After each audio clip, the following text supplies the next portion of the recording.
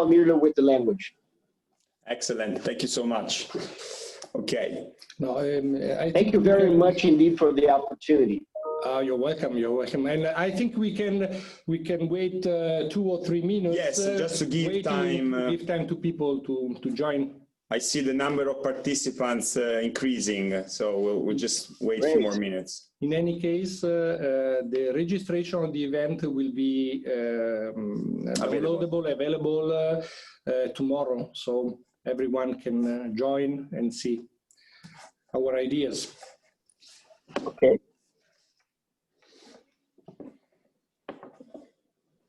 Direi che tu inizi con la cosa, presenti i presenti.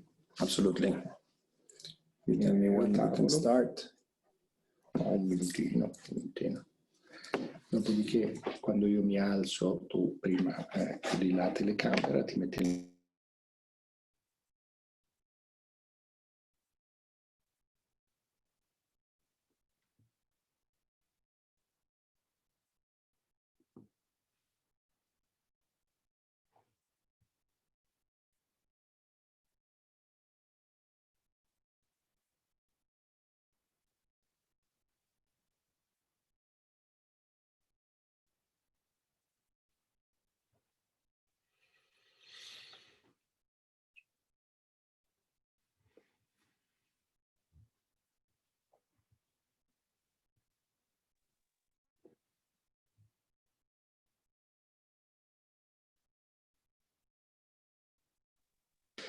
Okay, in a few minutes we're going to start this session of the conference. I just want to let everybody know that you have full control on your microphone, so it would be always important to keep this in mind, just to avoid, background noise. Just a few more minutes, just another minute, and then we'll start.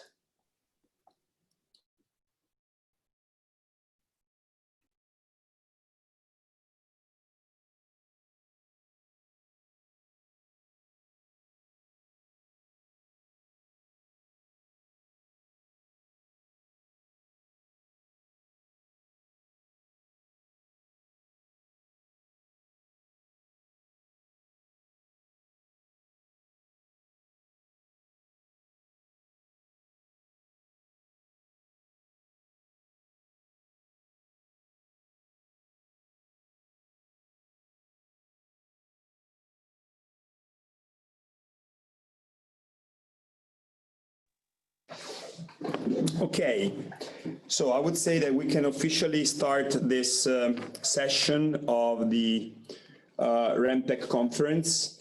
Let me welcome, first of all the participants to this event. I will just spend a few words about who we are, and then of course we'll immediately go into the presentations that are, we're going to do a sort of small virtual world tour, discussing obviously about topics related to sustainability and urban regeneration, but not only, because actually we're going to touch also on topics which are slightly adjacent to this main topic.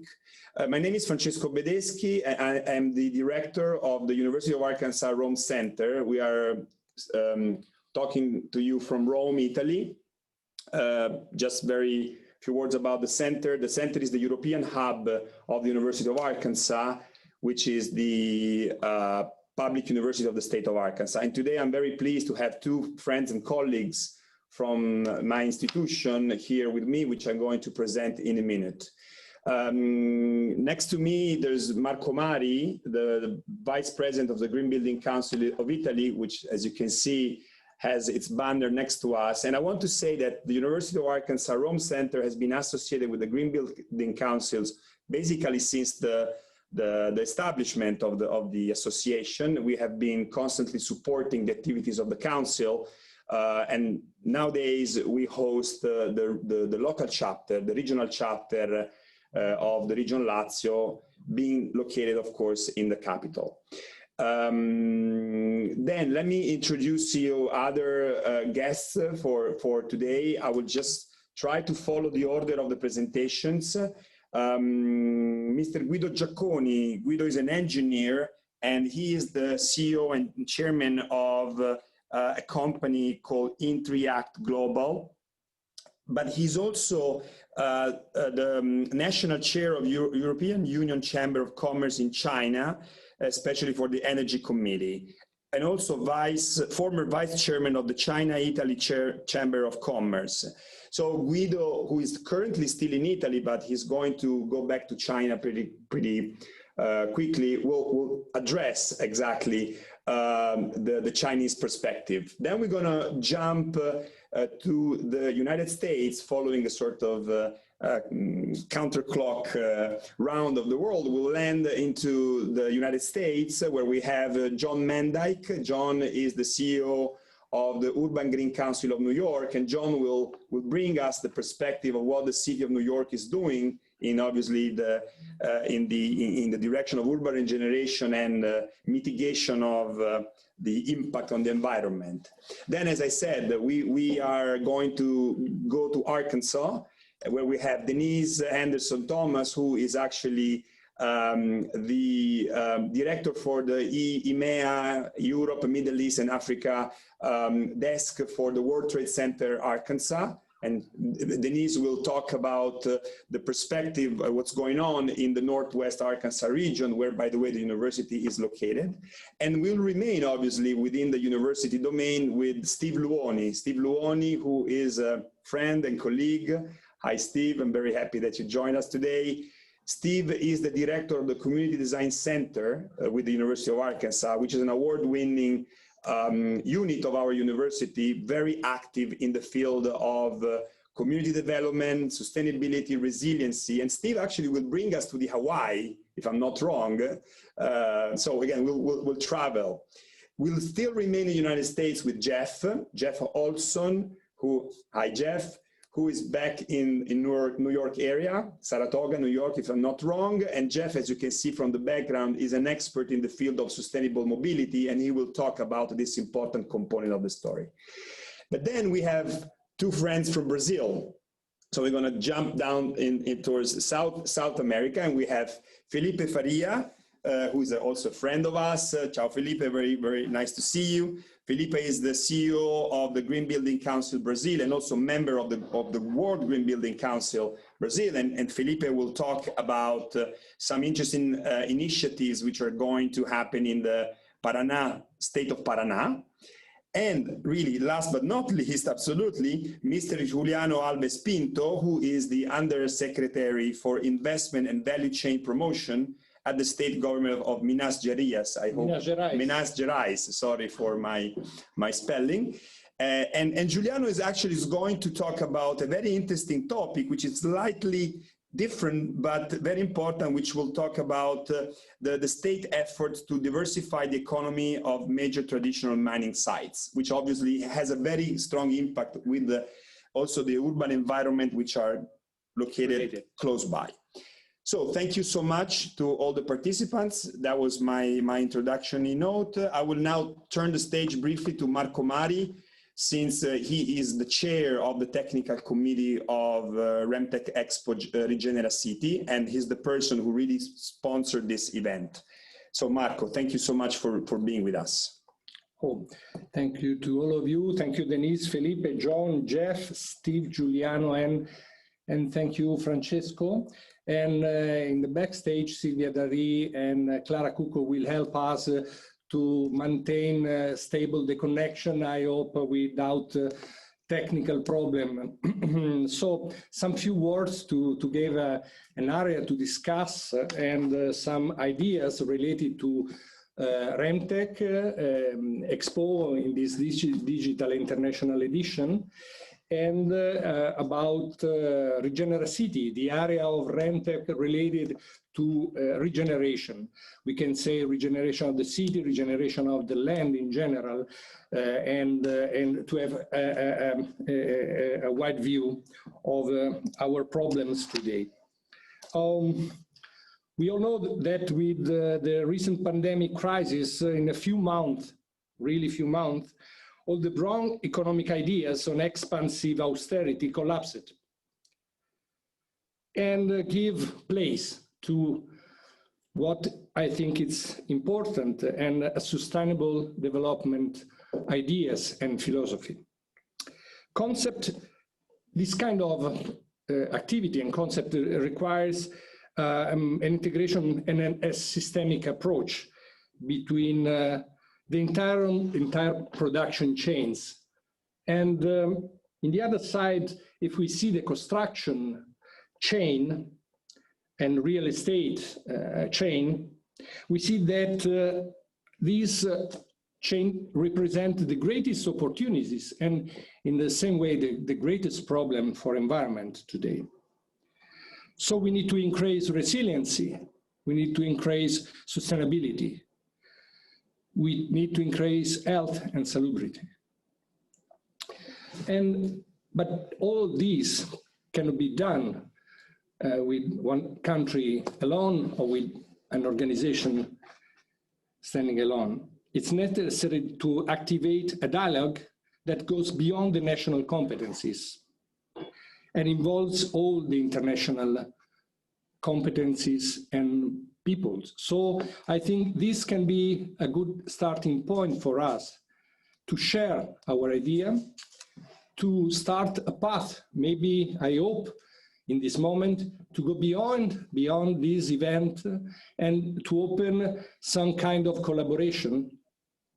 And this, to this end, I think University of Arkansas, maybe with RemTech Expo can help us.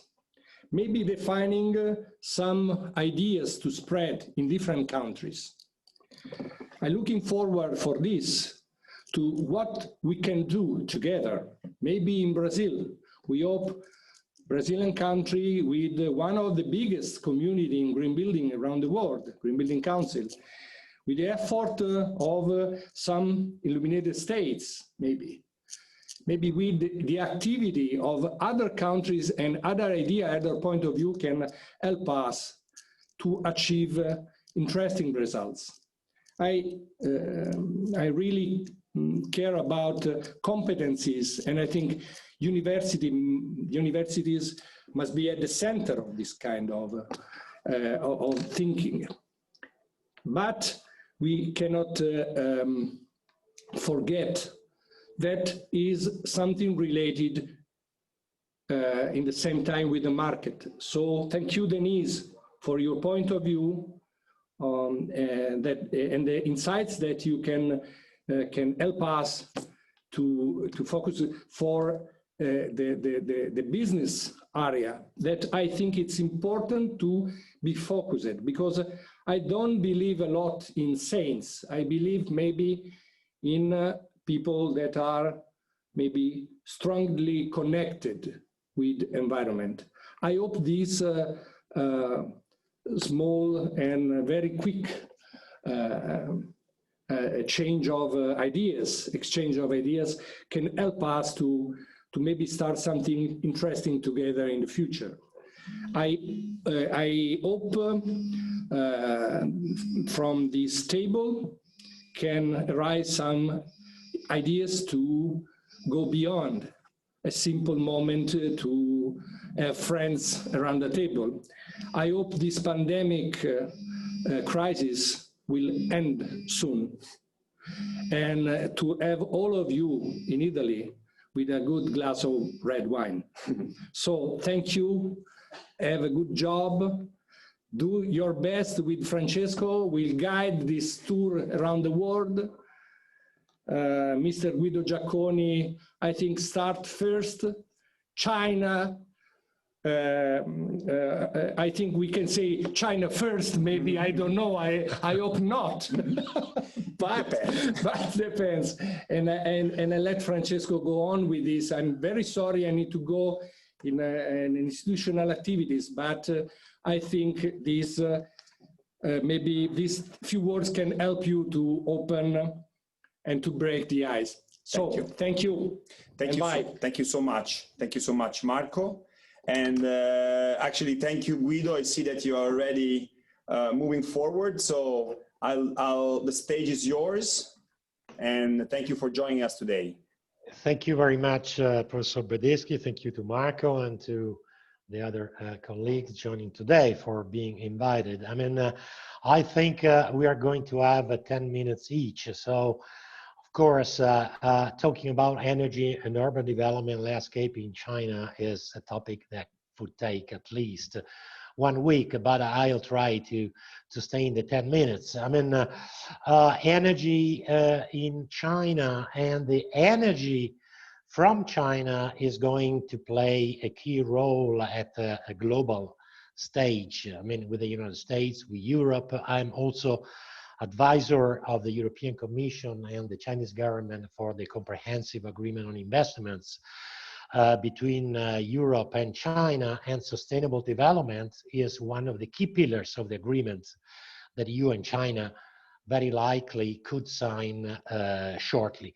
So I will provide you a perspective very quickly of what's happening in China and how energy is linked to the urban development or to the sustainable development.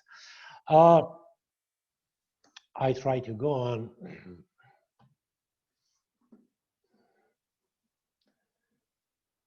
Sorry, but it doesn't move. Okay, so as you know, China is the first primary energy consumer with about 3,400 million tons of oil equivalent, and still 57–58% depends on coal. That's a key aspect of the Chinese situation because as we'll see, the coal is playing a key role in energy security, and the energy is a key element of discussion also with the United States that reduce the export of oil and gas to China because coal is remaining stable. In spite of China's commitment to reduce fossil fuels exploitation, and the day before yesterday at the United States, the President Xi committed to achieve the emission peak in 2030 and to become CO2 neutral in 2060. In any case, fossil fuel will continue to play a role, and in some cases, like oil, will grow at a higher pace than GDP. Only 50% of the China primary sources comes from non-fossil fuels, and although China is improving, still the renewable energy sources are curtailed.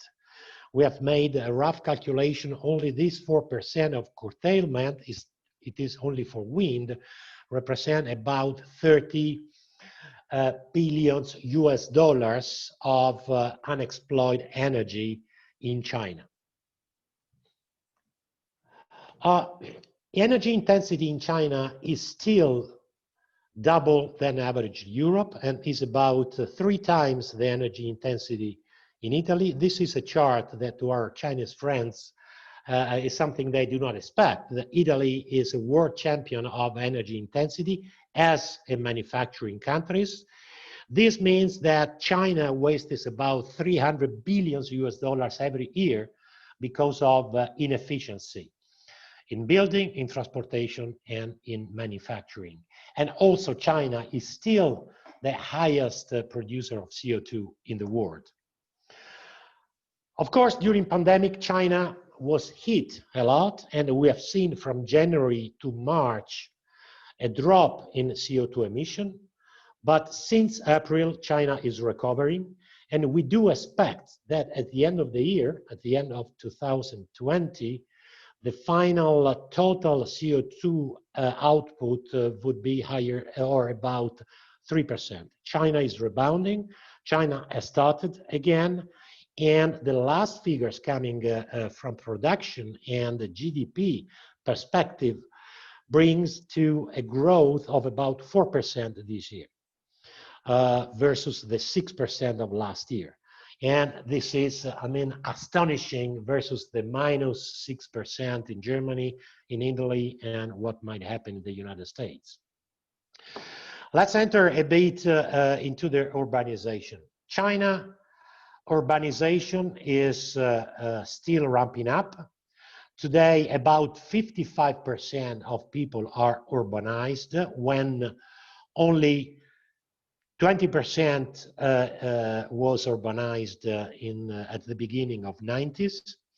This means that the society is changing. This means that also the construction sector and the transportation sector has been and is going to be restructured very deeply. I just put bottom right one of the many projects China is carrying out. About 7,000 villages of historical interest have to be restored.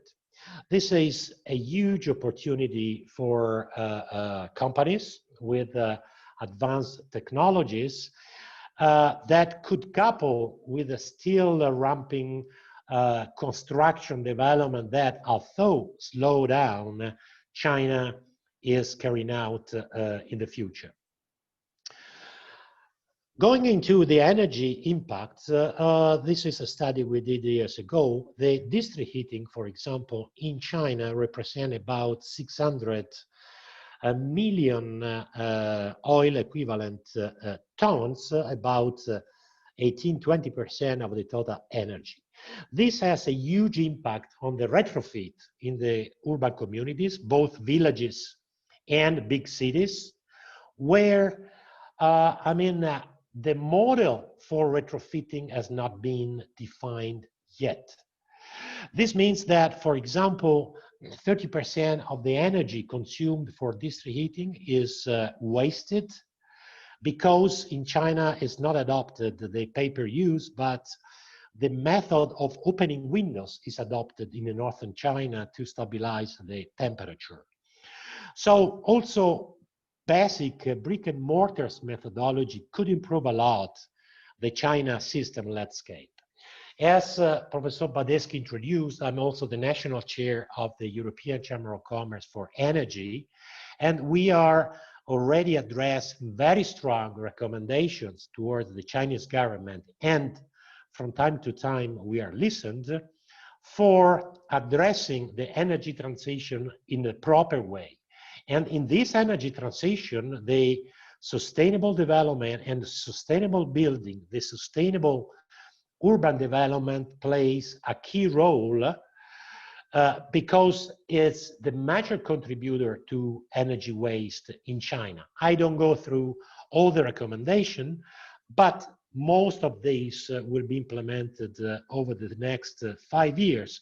We are also advisors to the Chinese government for the 14th five-year plan that is going to be accomplished over the next 5 years, and we are already discussing of this with the Chinese government.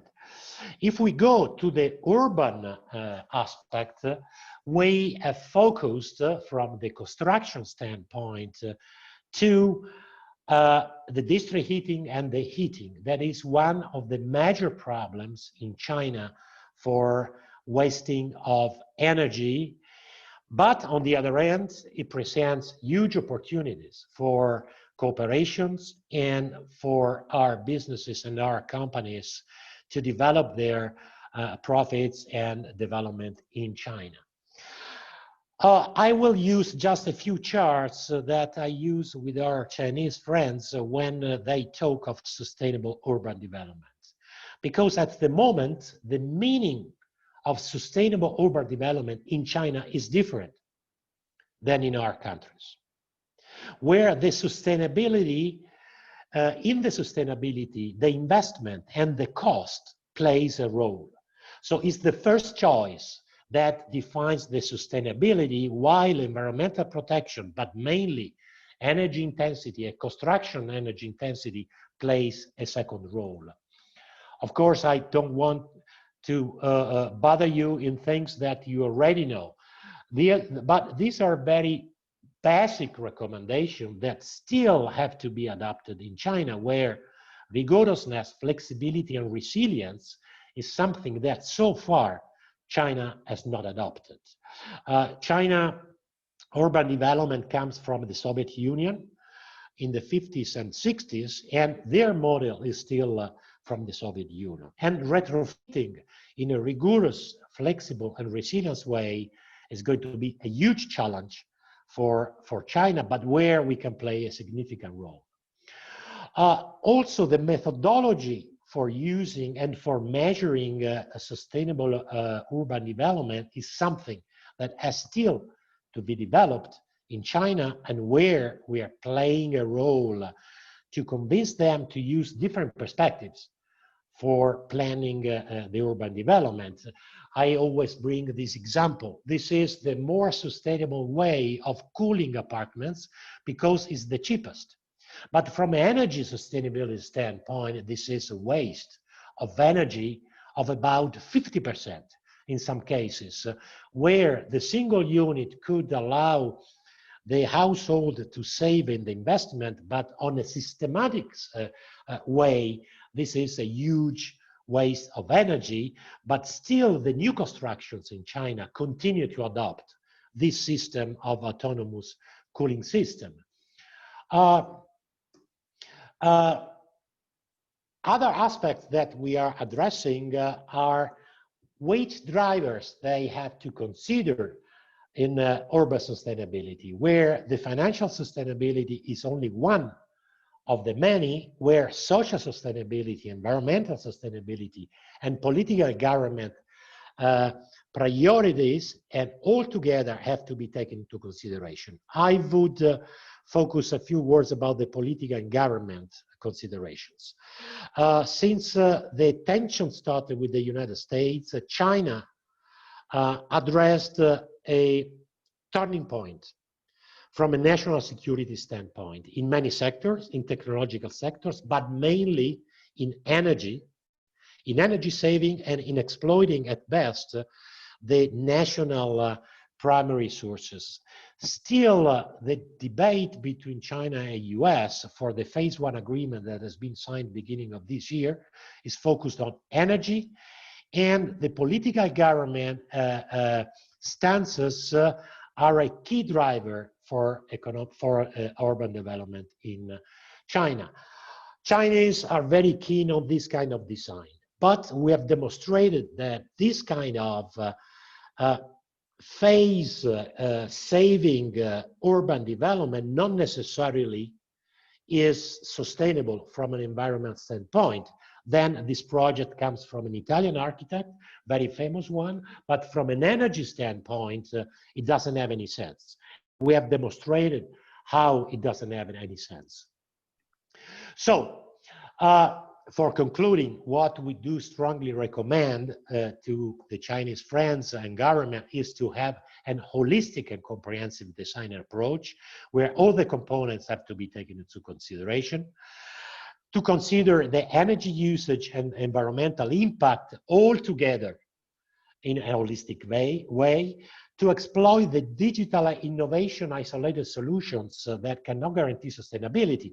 That's the way China is going, exploiting the digital leadership they have on the worldwide base, and last but not least, using brick and mortar realistic solutions combined with digital technology could provide a realistic optimum, and we have demonstrated with very low investments with brick and mortar solutions, China could save at least 10% of their primary source.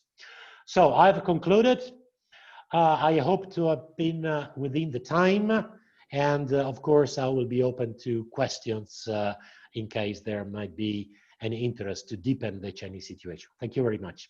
Thank you. Thank you, Guido, for your very interesting presentation. Obviously, every time we look at China, the numbers are always carrying a certain point of view. But what I found very important in what you share with us is this notion of education in a certain way, the work that you're doing. It looks like this is a country that needs to be, if I may use the term, educated or guided towards the right direction. It looks like there's almost a battle between sustainability and affordability in a certain way, that you were touching on, and that's an interesting topic. I hope we'll have time to come back for some rounds of comments. but really, thank you. It's I found also very interesting this notion of the 7,000 village of historic interest that needs to be, you know, restored. That's a great opportunity, and I hope it won't be wasted as it happened in the past. We know very well that some historic neighborhoods were totally destroyed, no, in important Chinese city. So anyway, I would turn the stage to John Mendyk, as I said before, the CEO of Urban Green Council, and talking about large scale. I think it's interesting to see what maybe one that used to be one of the largest city on the planet is now doing in order to try to mitigate the impact on the environment. John, thank you for joining us today. Francesco, thank you. Let me just get my slides up there. Can you see them okay?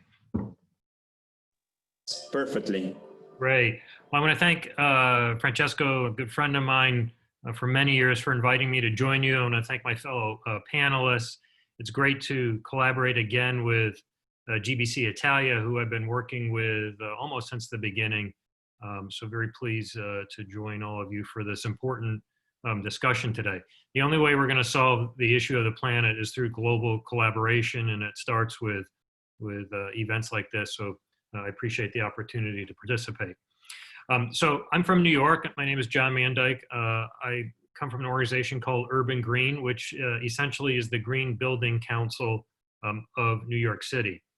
Our mission, for those of you that don't know us, is to transform buildings for a sustainable future in New York City and around the world. We have a global component to our mission. Not that I'm going to open an office in Rome, although I very much would like to do that, but more as a recognition that increasingly we see New York City as an ideal urban laboratory for global climate policy. And so we're going to import the best ideas that we hear at events like today, but also share them with other cities around the world, and we have many collaborations to do that. We do 4 things at Urban Green. We convene to bring parties together to solve big problems. We do research to inform market decisions and to drive public policy. We do advocacy with our government friends to pass laws related to sustainability and resiliency in green buildings. And we also educate the marketplace through numerous education and training programs, not only in New York, but in 50 cities across the United States and Canada. We've been around for 18 years and are doing our best to make an impact. And this is why, because buildings matter. In New York City, buildings emit nearly 70% of all the carbon emissions, with transportation rounding out just about at the other 30%. So we will not get to a lower carbon future in New York without addressing buildings in the built environment. And we have a lot at stake to do that. We have to lower carbon emissions to mitigate the impacts of climate change. New York has a lot at stake. We have $3 trillion of insured coastal properties in New York. I'll just say that again, $3 trillion of insured properties along the coast. That's twice the GDP of Canada. So it's in our enlightened self-interest to find a way to reduce carbon emissions from buildings to protect the real estate assets of New York. And climate change is no longer theory, it's reality in New York. Over the last 100 years, the sea level rise in New York Harbor is up 1 foot or 0.3 meters. So when we see storms come through, like Superstorm Sandy, which is a tropical storm in 2012, it left a $20 billion bill in damages to New York, partly because sea level rise is higher in New York Harbor than it is disproportionately in other places around the United States and around the world for that matter. So 3 years ago, we sat back and we said, how are we going to put buildings on path to reduce carbon emissions? We have a law in New York to reduce our carbon emissions 80% by 2050. It's referred to as 80 by 50. So we formed something called the 80 by 50 Buildings Partnership, where we brought together 70 experts from 42 diverse organizations builders, building owners, developers, architects, engineers, community groups, environmental groups, labor unions, religious organizations, to come together 80 times over 8 months to develop 21 consensus recommendations for how buildings could be put on path to meet the 80 by 50 goals. We developed something called the Blueprint for Efficiency, and we delivered it here to our New York City Council, which is our lawmaking body in New York, which had been waiting for the output of our convening. The City Council used the Blueprint for Efficiency as the architecture for what has become a historic law in New York that delivers the largest carbon reduction of any city in the world. So this law was passed last year, and the regulations are being adopted today for it to go into effect in 2024. And so the law covers buildings in New York that are 25,000 square feet or above. So those are buildings that are roughly 7,600 meters or above. If you think of it this way, we have 1 million buildings in New York City. If you draw the line at that 7,600 meter cutoff, that reduces the population to 50,000 buildings. Those 50,000 buildings represent 60% of the floor area of the city and about 50% of all building emissions. So the law doesn't cover every building yet, but it covers a substantial majority. And so this box chart here shows you the covered population of those buildings. And what stands out here, interestingly, is the largest proportion of buildings are multifamily residential buildings. We just have a lot of big residential buildings in New York, with, of course, commercial buildings rounding out the population here. So as all of you know, those are two very different strategies for how you cut carbon in commercial versus residential. In New York, we have to do both. So this is how the law works. It sets carbon caps by 10 different building types. So these are 3 types here. The first group there is our residential apartments. Second group there are offices, and a third group is hotels, for example. So if you look in the middle there, occupancy group B is offices. It's a very simple calculation. In 2024, buildings cannot emit more than 8.46 kilograms of CO2 per square foot of the building. And then in 2030, the caps tighten, and it's 4.53. Now, this is a very simple calculation, and it's a simple approach to carbon reduction. Actually, there's some issues with this we're still trying to work out, because it's blind to what happens in the building. It actually penalizes density. So the more people you have in the building, the more energy it's going to use, the more likelihood it won't meet the cap. And so that's counterintuitive to sustainable design. You want more people in a building. And so we're working through the regulatory process to try to reconcile that right now.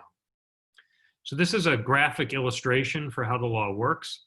These are the 50,000 buildings plotted with lower emissions on the left and higher emissions on the right. What happens is in 2024, 20% of the properties, 20% of the worst emitting of those 50,000 properties have to reduce carbon and meet that initial cap. So the policy aim here is the worst go first. And then in 2030, a more stringent cap comes into place and covers 75% of the buildings. So that means by 2030, 37,500 buildings in New York City have to take action to reduce carbon. So there are 4 big ways you comply with this law. The first is that you reduce your carbon intensity. So that means you lower your energy efficiency, or in some cases you switch fuels. We still have some buildings in New York that run on fuel oil. And so there's the opportunity to switch to a lower carbon-based fuel like natural gas. The second way you comply is you can use offsets or deductions. So the law allows for a 10% offset that's yet to be defined. And so we're part of a committee that's looking at ways at what could that offset be. The law allows for building owners to meet their commitments 100% by buying renewable energy, which is something we worked hard to include in the law. The challenge is there is no renewable energy to buy right now in New York. So this is a chicken and egg scenario where we need market demand to create supply, and we hope that'll happen. Third way building owners comply is they pay a fine, which is up to $268 per ton over the cap.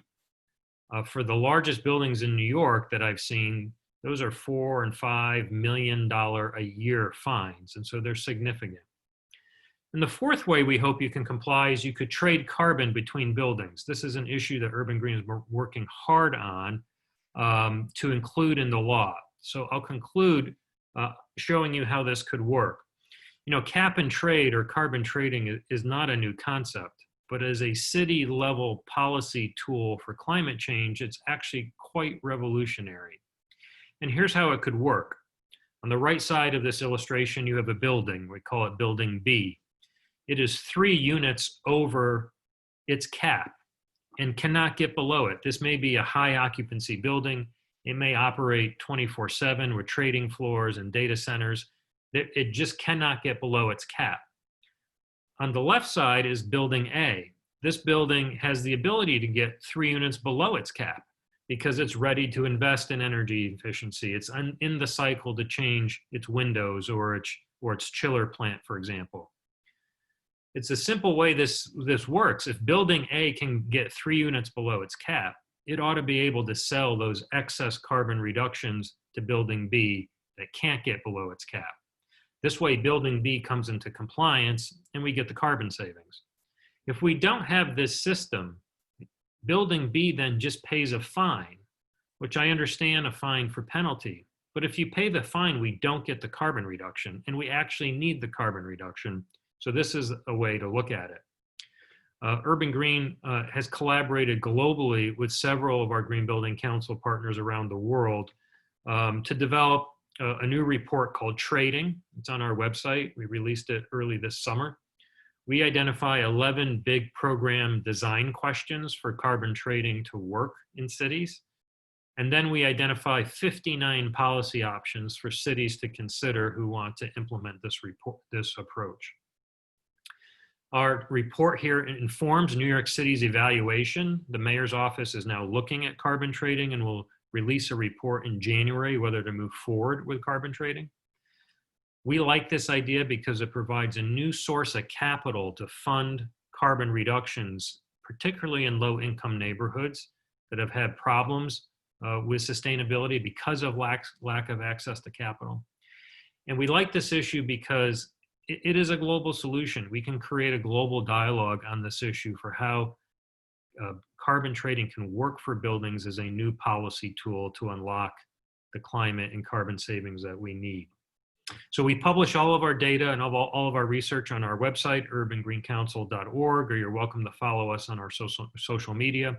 I look forward to learning from the rest of the panel today and then engaging in the question and answers later. So Francesco, back to you. Thank you. Thank you, John. As usual, your presentations are always very inspiring and I'm enjoying so much seeing them. I was just taking some notes, which are, again, talking about big numbers. Now we spoke about China, now in New York City. It's really impressive.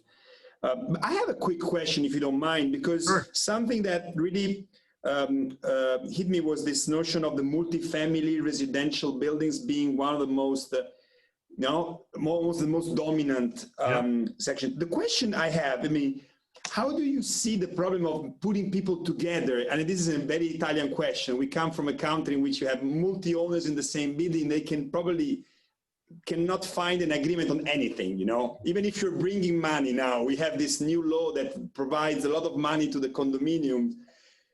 Do you see that as a problem, as an obstacle to find, people finding an agreement around what has to be done?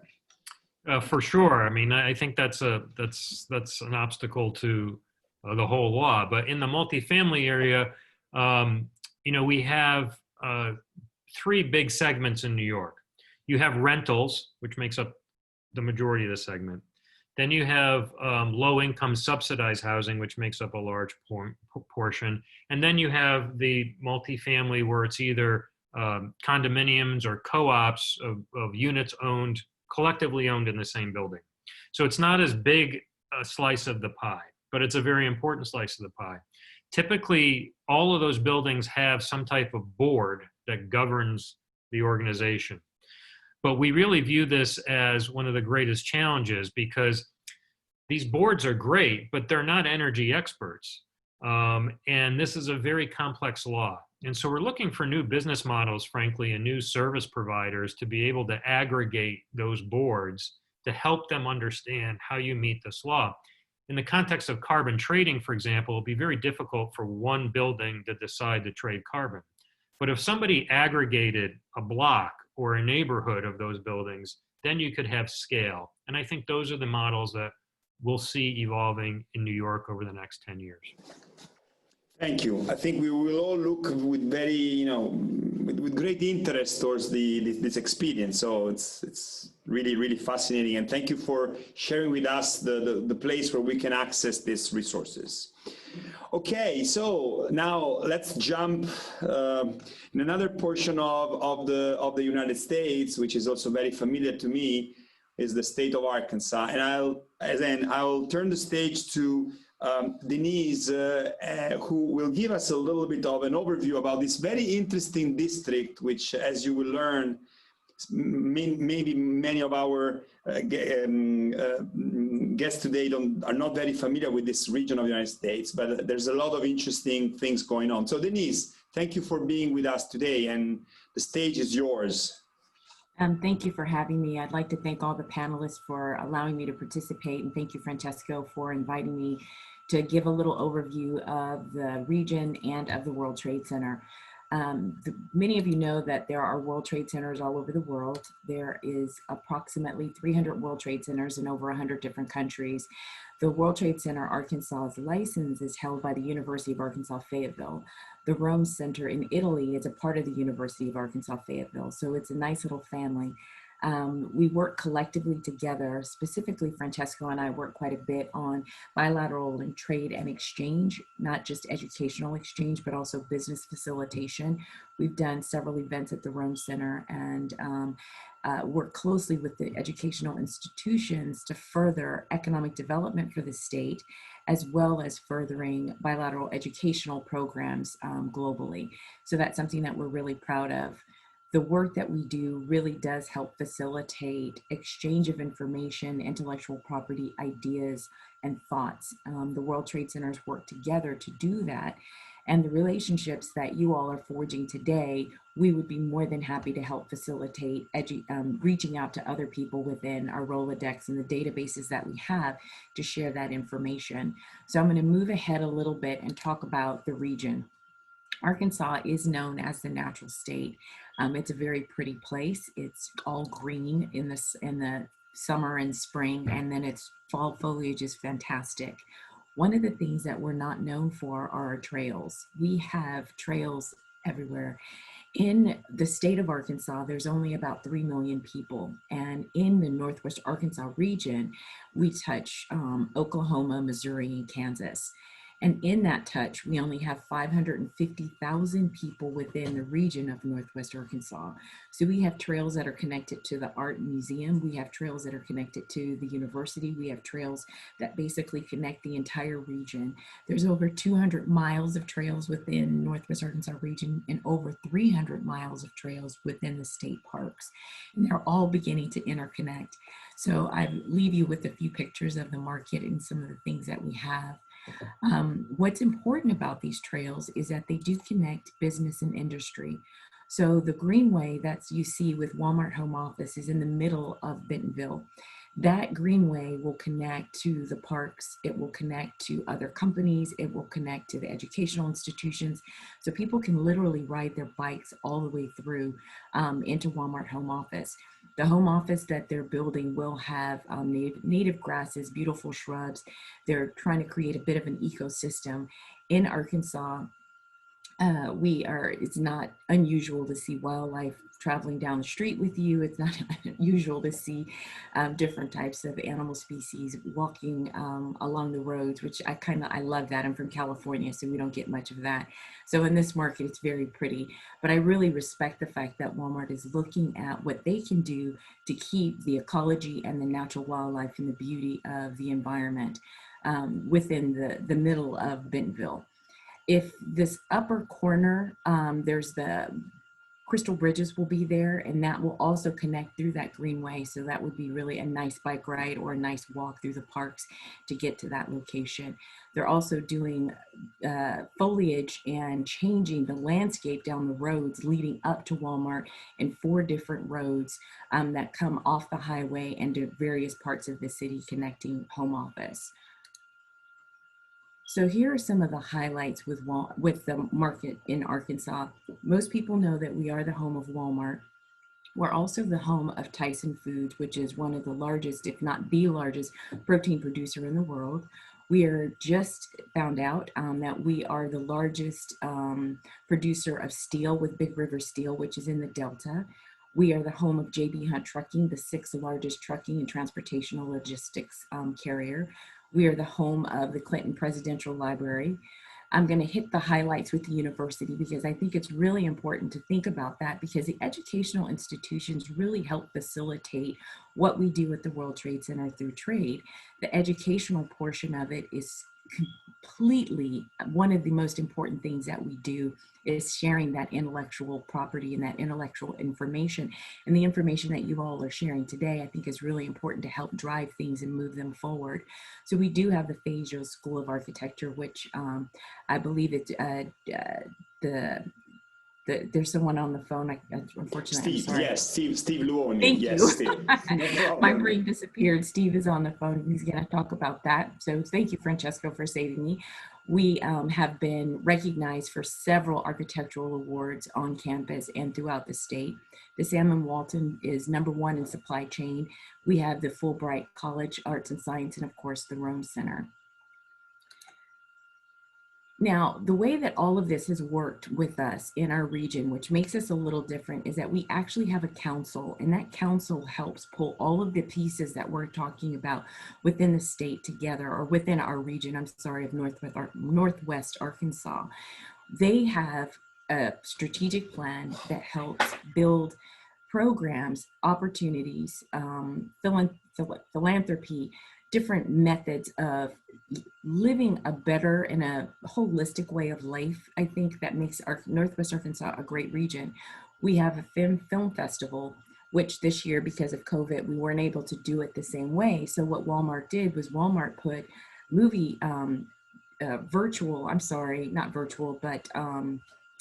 screens up, portable screens, so people could film the movies, could watch the movies and participate in those programs.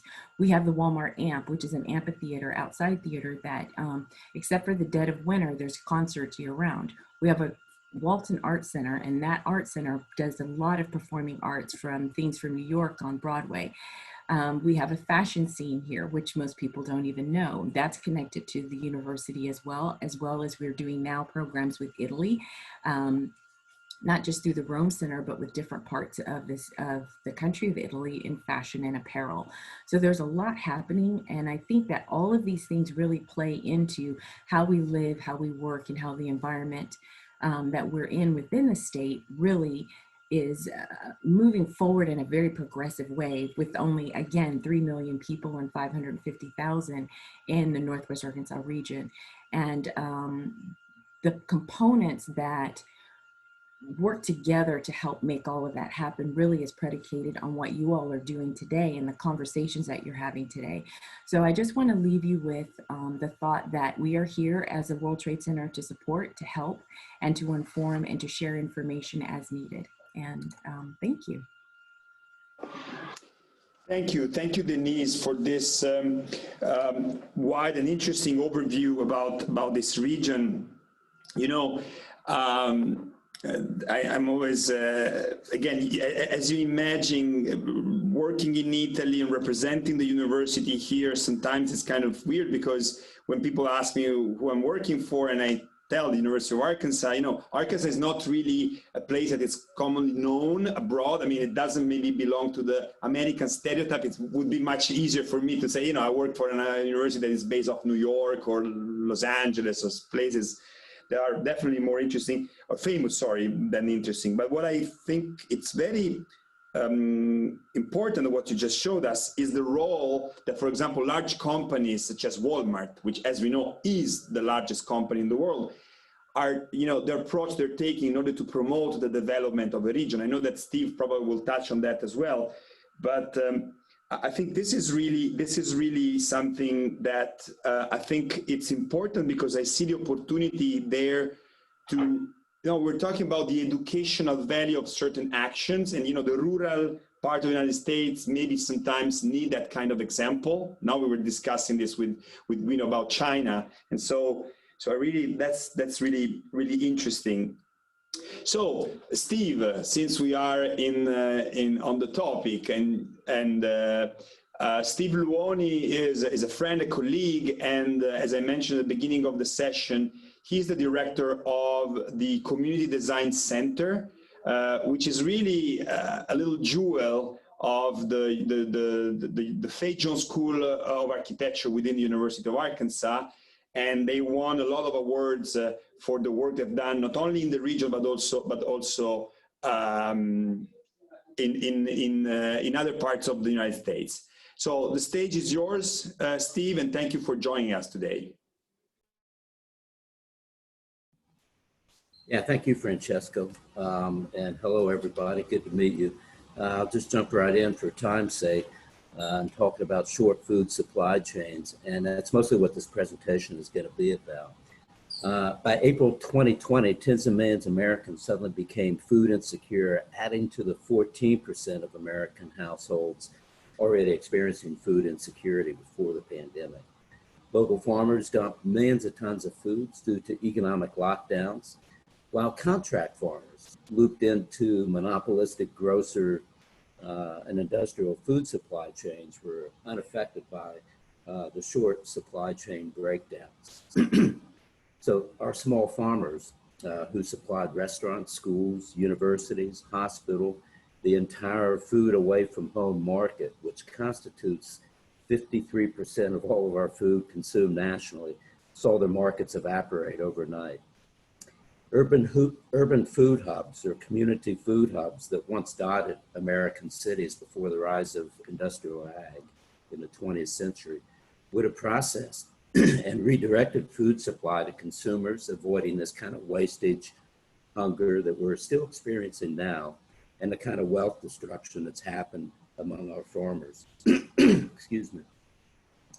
This presentation will focus on our work in Hawaii to develop what we call missing middle scale agricultural infrastructure of food hubs, processors, distributors, and markets in creating resilient cities.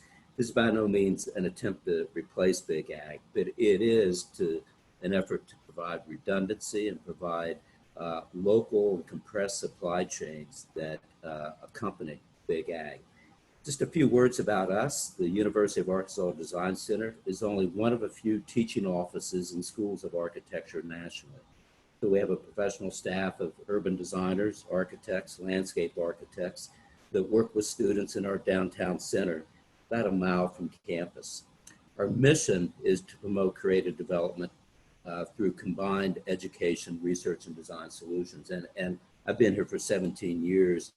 Our mission originally focused on Arkansas, and it primarily still does, but we've been asked to do work in states across the nation, including the Hawaii Department of Agriculture. We've also done work in Czechoslovakia, Cairo, and Rwanda. So we have a rare asset within the School of Architecture where we're able to, almost like a teaching hospital, embed students with real world clients as a way of delivering education services. We just don't solve for individual projects at UACDC, but we engage larger policy and planning work and what we call structuring the commons, inventing platforms for reinventing the commons. And that includes watershed urbanism, low impact water management, affordable neighborhoods, agricultural urbanism, development oriented transit. So we're not really experts at food.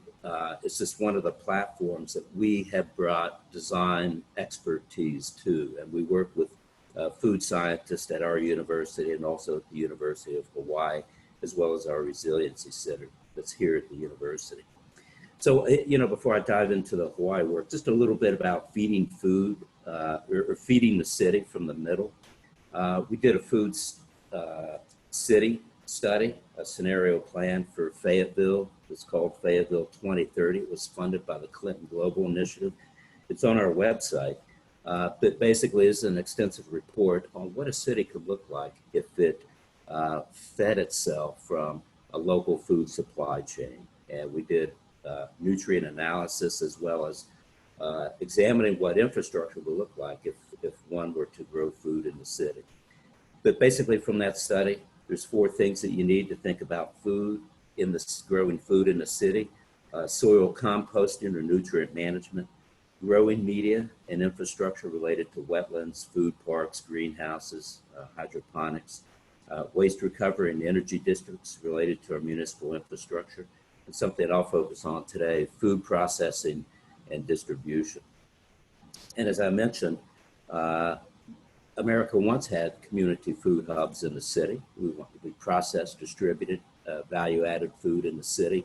You can see here, we still do with Hunt's Terminal, New York, on the top left.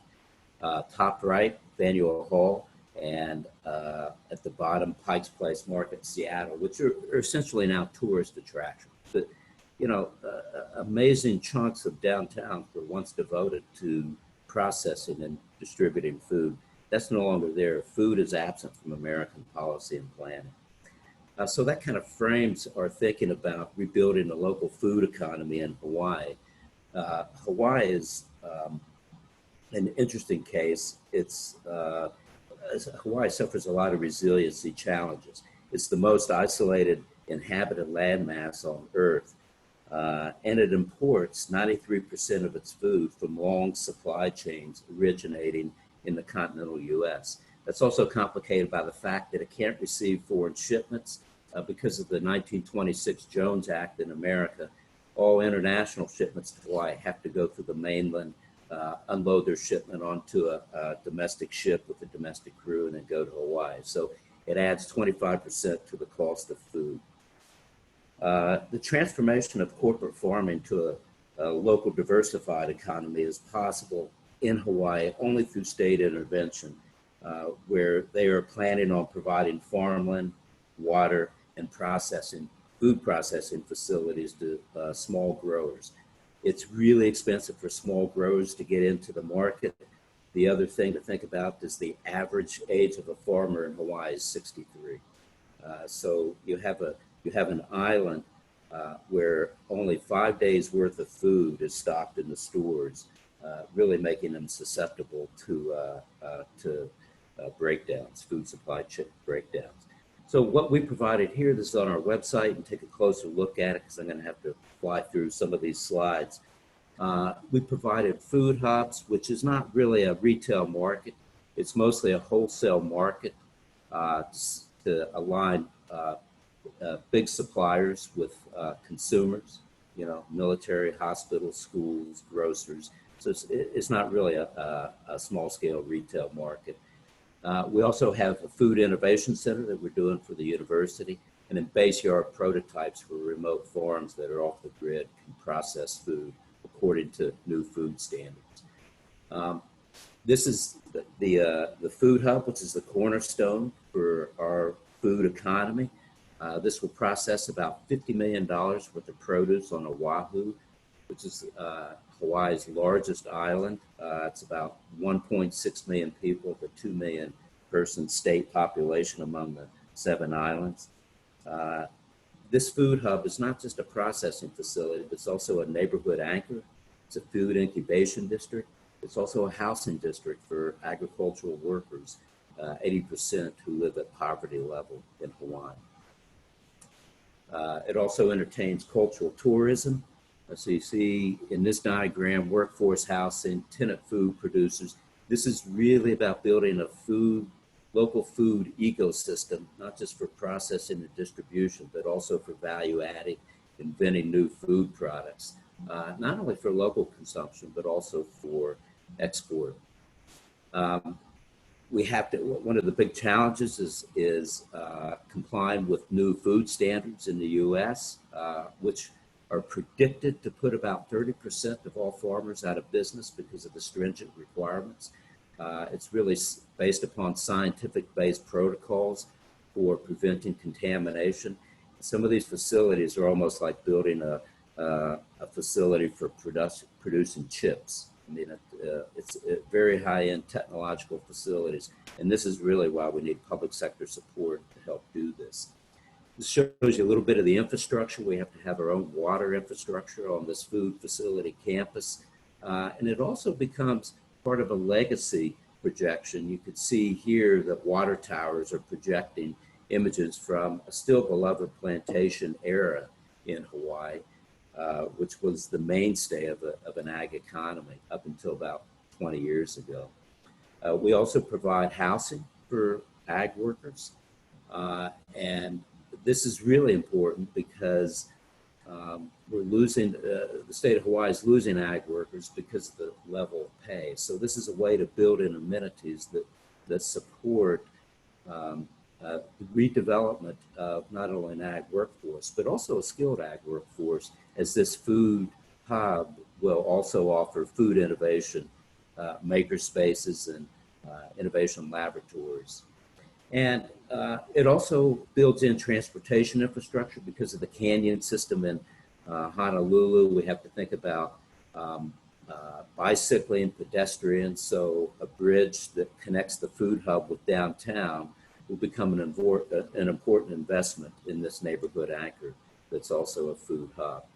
As I mentioned, we're doing for the University of Hawaii a food maker space that really puts the food sciences in the realm of design education. So what this maker space will do in downtown Waiwa, near the food hub, we will take agricultural waste stream from local producers, local farmers, and then give this to students and faculty who will then invent food grade products, including lotions, oils, cosmetic products, juices, pastry products. It also handles fermentation. And that becomes a way of not only developing products, but incubating companies, which means these students now, which were part of a kind of an old food science occupation, which was kind of positive based, now will be design directed. So these are students trained in design to develop new products. So we develop design studios and food labs that handle fermentation, baking, a distillery for food or for alcohol development. It also becomes a place to showcase and exhibit products, as well as small stores to sell the products as well. So this is really putting education in the center of the city and letting educators who were once mostly focused on the culinary arts now producing food products for the island. This shows you some of those facilities inside. We took an old windowless box and punched courtyards into it to bring light into these design studios and food labs. You see at the top right an event kitchen, which will hold events as well as videotaping. So it's also a TV production studio for showing shows on food making. And then lastly, developing a base yard post-harvesting processing center for farmers who are off the grid and remote in Hawaii, which includes a good amount of farmers there. This is important.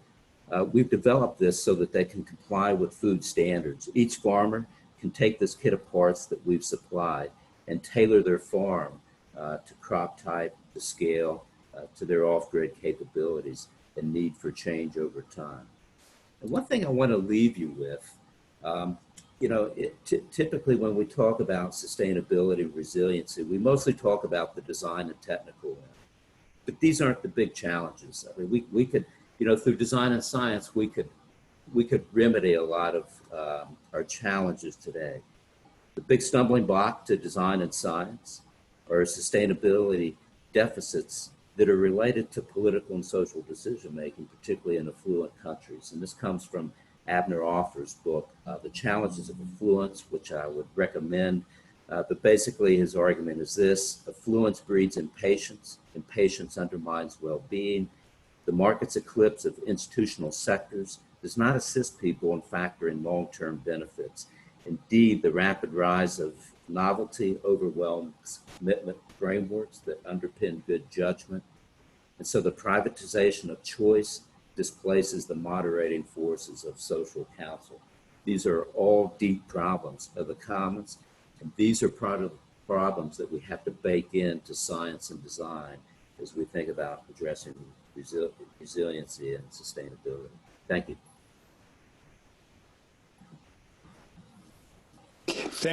Thank you, Steve.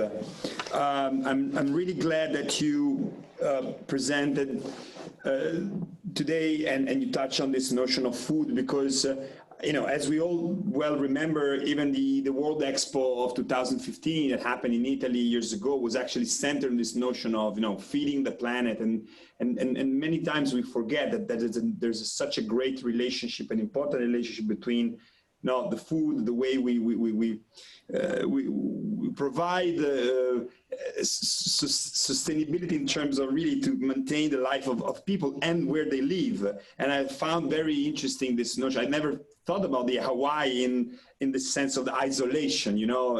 That's a place that really has to deal with this incredible problems. But the question for you is, because I was thinking, do you see this as a model that can be also replicated? I mean, the work that you're doing, obviously it's customized, if I may say this word, for that specific environment. But do you see this as a possibility to develop a sort of, methodology, if you will, that can be applied elsewhere? Well, we have done food work in Arkansas and continue to do so, especially with the Division of Ag. And, a lot of this information and the models for this come out of our work with the Clinton Global Initiative and some of our work with the Division of Ag.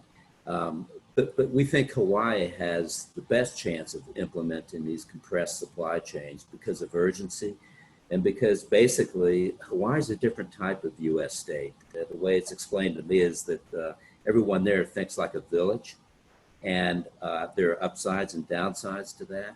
And the decision making may give us a better chance of implementing what are difficult things to implement, particularly because we've seen a lot of failed efforts to implement community-based food hubs in America. It's still a model that we're struggling to get the correct business model for. But we think Hawaii has the best chance of doing that.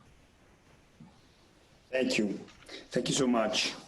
And you mentioned in your presentation, I love the slide in which you were talking about also the mobility, that you were talking about, pedestrians and bicycles. And that I think it's a perfect way to switch to our next speaker, who is bringing back on the mainland, if I may say, back in the US. And Jeff, thank you for joining us today. As I said at the beginning, Jeff is an expert in the field of sustainable mobility, which is another important component, together with food and energy. The way people moves around the city and inside the cities, it's key to reduce the impact of the urban environment. So Jeff, the stage is yours. Thank you so much for being with us. Oh, and before you begin, let me tell to the participants, if you have any questions for our speakers, you can use the chat, and I'll be happy to read your questions and share with our presenters. Jeff, grazie. Grazie, thank you. And what a great honor it is to be part of such an interesting group, so many great ideas, and I really hope this is the beginning of a conversation where we'll have the chance to collaborate on a lot of interesting projects.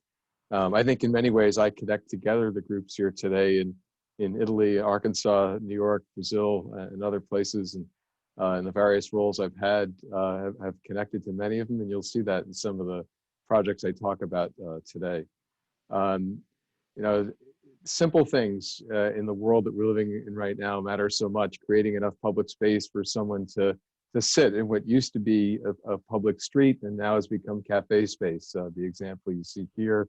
And it's those small details that matter across the entire world right now as we find ourselves in critical need for public space, for for places to gather safely, for the fresh air and opportunity to be outdoors.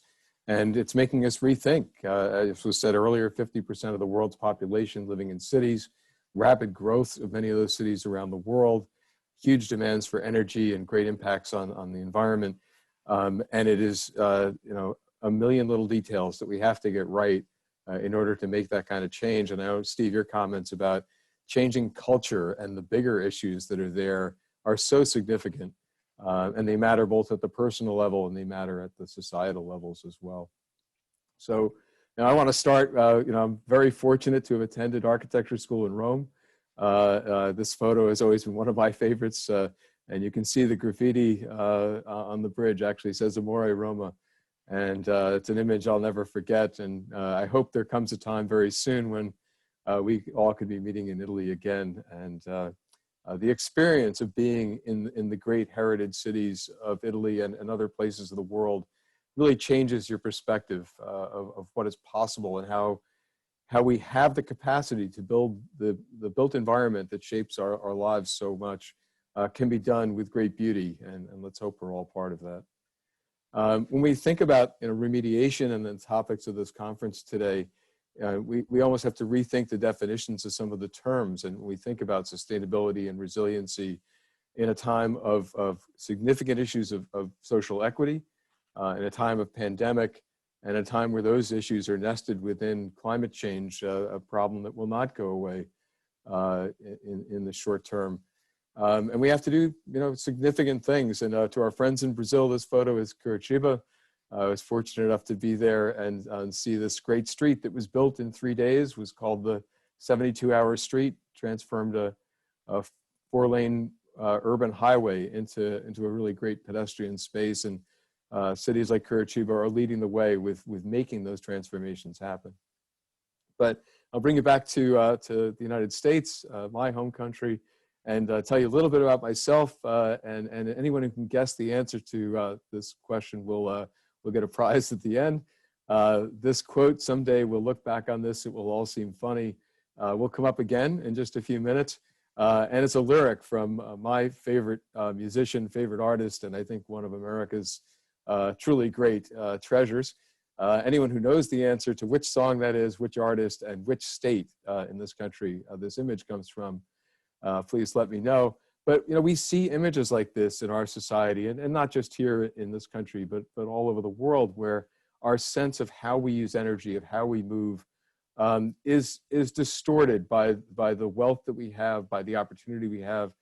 It is possible that this particular individual has some reason why they have to be walking the dog this way, but it's not really good for the dog. It's not really good for people.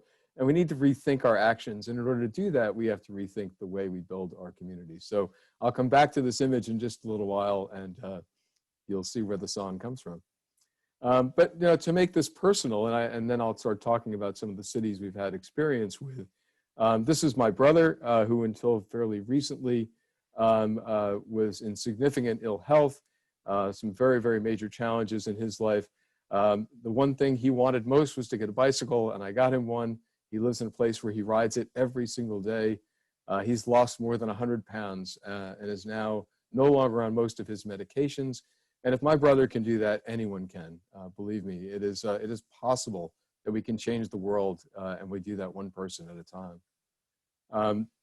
We need to do that because the conditions that so many people live in around the world are so significantly lacking in the resources that many of us do enjoy, whether that's clean water, energy, the very basics of survival. And I've been fortunate to have the opportunity to work in places. This image is from South Africa, and I've worked in Brazil and worked in other places. And that global perspective on these issues is very significant as we think not just about where we live or where we work, but also everyone in the world at the same time. I'll take us back to New York City quickly. I was involved in the beginnings of the New York City Greenway system. The map that you can see on the left was one of the best documents produced, I think, in the history of urban planning, laid out the entire Greenway system, 350 miles. It took us more than 20 plus years to get that built, and I hope this group can meet in New York and get a chance to see the transformation from that image on the right, which was in 1993, to what the West Side looks like now. And it is really an incredible shift from places that were run down in very poor condition, and now are some of the most wonderful places to be on Earth. But that system didn't happen all at once, and it happened as a result of dozens and dozens of projects funded over decades. And we need to accelerate these projects. We need to make this happen in every city so that people can move, have access to the outdoors, integrate the built environment, the natural environment, in ways that we haven't done before, and do that quicker, because we don't have the time to wait another 20 years to begin making these changes happen. This can happen in small towns, and I'll use some examples from various places. This is Jackson, Wyoming. In fact, we just helped them get a $28 million grant project approved last week. It was just announced, so I'm very excited about that. Jackson has about 11,000 people and has built one of the most advanced pathway systems on the planet. And again, they've been doing that for many years, and it's fantastic to see the connection of national parks, resort communities, and changing the way people live, work, and play. So whether it's a town of 11,000 or New York City at 11 million, we can make this happen. It involves rethinking diversity, as I mentioned, not just globally, but within our communities. Here in the United States, this has become front and center, as it should have been, and needs to be, to make sure that everyone, that in every community, everyone has a chance, an opportunity to live a healthy, happy, and successful life. And when we look around the world, one of the projects we worked on, the bicycle and pedestrian master plans for Dubai and Abu Dhabi, and I urge you to look at the very front left of the woman who's trying to cross that road. And think of that woman in every street that you look at, and imagine if that might be your mother, that might be your daughter, that might be one of us at some point. And if we can't design our cities so that it's as simple and easy to do to walk across the street, then we have really not met the challenges of the modern world. And actually the plans that we put in place in Dubai and Abu Dhabi, they've done a great job with, and congratulations to their Tour de France team with their victory this week, which the yellow jersey was ridden on a Colnago bike from Italy. So great to see all that come together. But when we think about transforming urban form, and that's a lot of what we're discussing today, and this movement has been about, it's a combination of architecture, engineering, landscape architecture, planning, urban design, development. This is the Atlanta Beltline, which is one of the most innovative projects happening here in North America. We're working now on the design of one of the sections for this. And it has created a combination of a sort of linear open space mobility system and real estate development section that has transformed the way Atlanta is as a city. And I think it's something that we're seeing more and more happen, and it's examples like this that make it possible. They've used innovative finance, that it's really transformative kinds of projects, and this is the work that that cities are doing, and prove that we can make all this happen. Arkansas, and I'm so happy Denise, you started off today.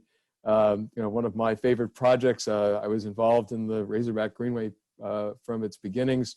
You can see from that photo on the right, a group of us that were just beginning to lay that project out, and to see how much it's changed that region. The creation of this 30+ mile long linear greenway has now led to connecting projects, to redevelopment projects that have helped each of the cities along the way connect to it and redefine themselves and build new town centers.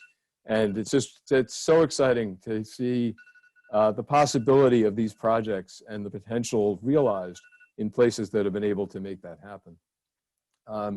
The private sector has had a big role in this. This project we did for Google a few years ago was actually talking about trying to how to turn Silicon Valley, California into the new Copenhagen. And there are some really exciting efforts going on with that. And it's that combination of private sector and entrepreneurship combined with public sector and NGO work, all collaborating to work together to make these changes possible. I think one of the great examples in the world that we really should touch on, the decarbonizing transport effort in the UK. More than 2 billion British pounds announced this year, more than 300 million pounds invested in very short-term, quick build, transformative projects in response to the pandemic that will provide that kind of immediate need for safe outdoor socially distanced public space. And really thanks to an organization I've worked with many years, Sustrans UK. If you don't know them, go take a look at their website and see the transformative work that they are doing now. Here in New York, to bring this back to my home before I wrap up, we are just about to finish a $200 million US project. Governor Cuomo has been an incredible leader on environmental issues, and this project is one of the major pieces connecting the entire state together. All of the state's major cities will be connected by this trail. This project will link more than 750 miles and be completed in 3 years. We are just within a couple months of seeing final construction work done. And these are major infrastructure projects that went from idea to construction in 3 years' time. So that pace of change we're seeing happen is significant.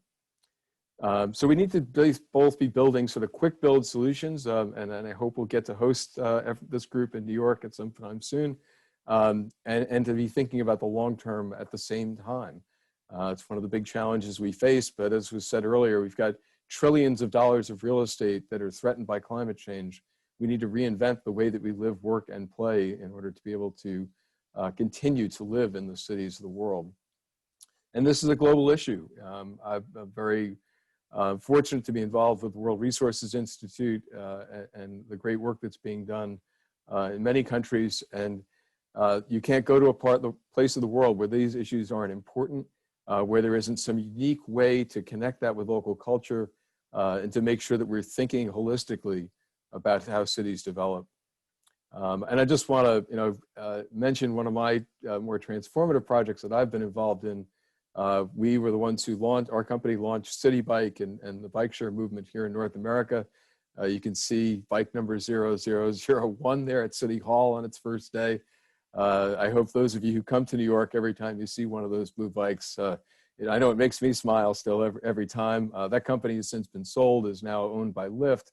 And we're seeing just a tremendous shift now as not only public bike share, but scooter share, micro-mobility, electric vehicles are changing people's ability to live in cities and to move in cities in ways that are greener, cleaner, and healthier for the planet as well. Just to tie things up here, there's this unique kind of partnership that it takes for all of us, whether we're thinking about food or clean energy or water, basic resources, urban development, architecture. How does this all come together with a combination of public, private, and NGO collaboration? And I hope that this conversation today is something that we continue to work, because it's just listening to everyone's ideas, and the potential for all of us to work together is really significant. So come back to my earlier slide, and I'll bring us back to Italy. This is version 2.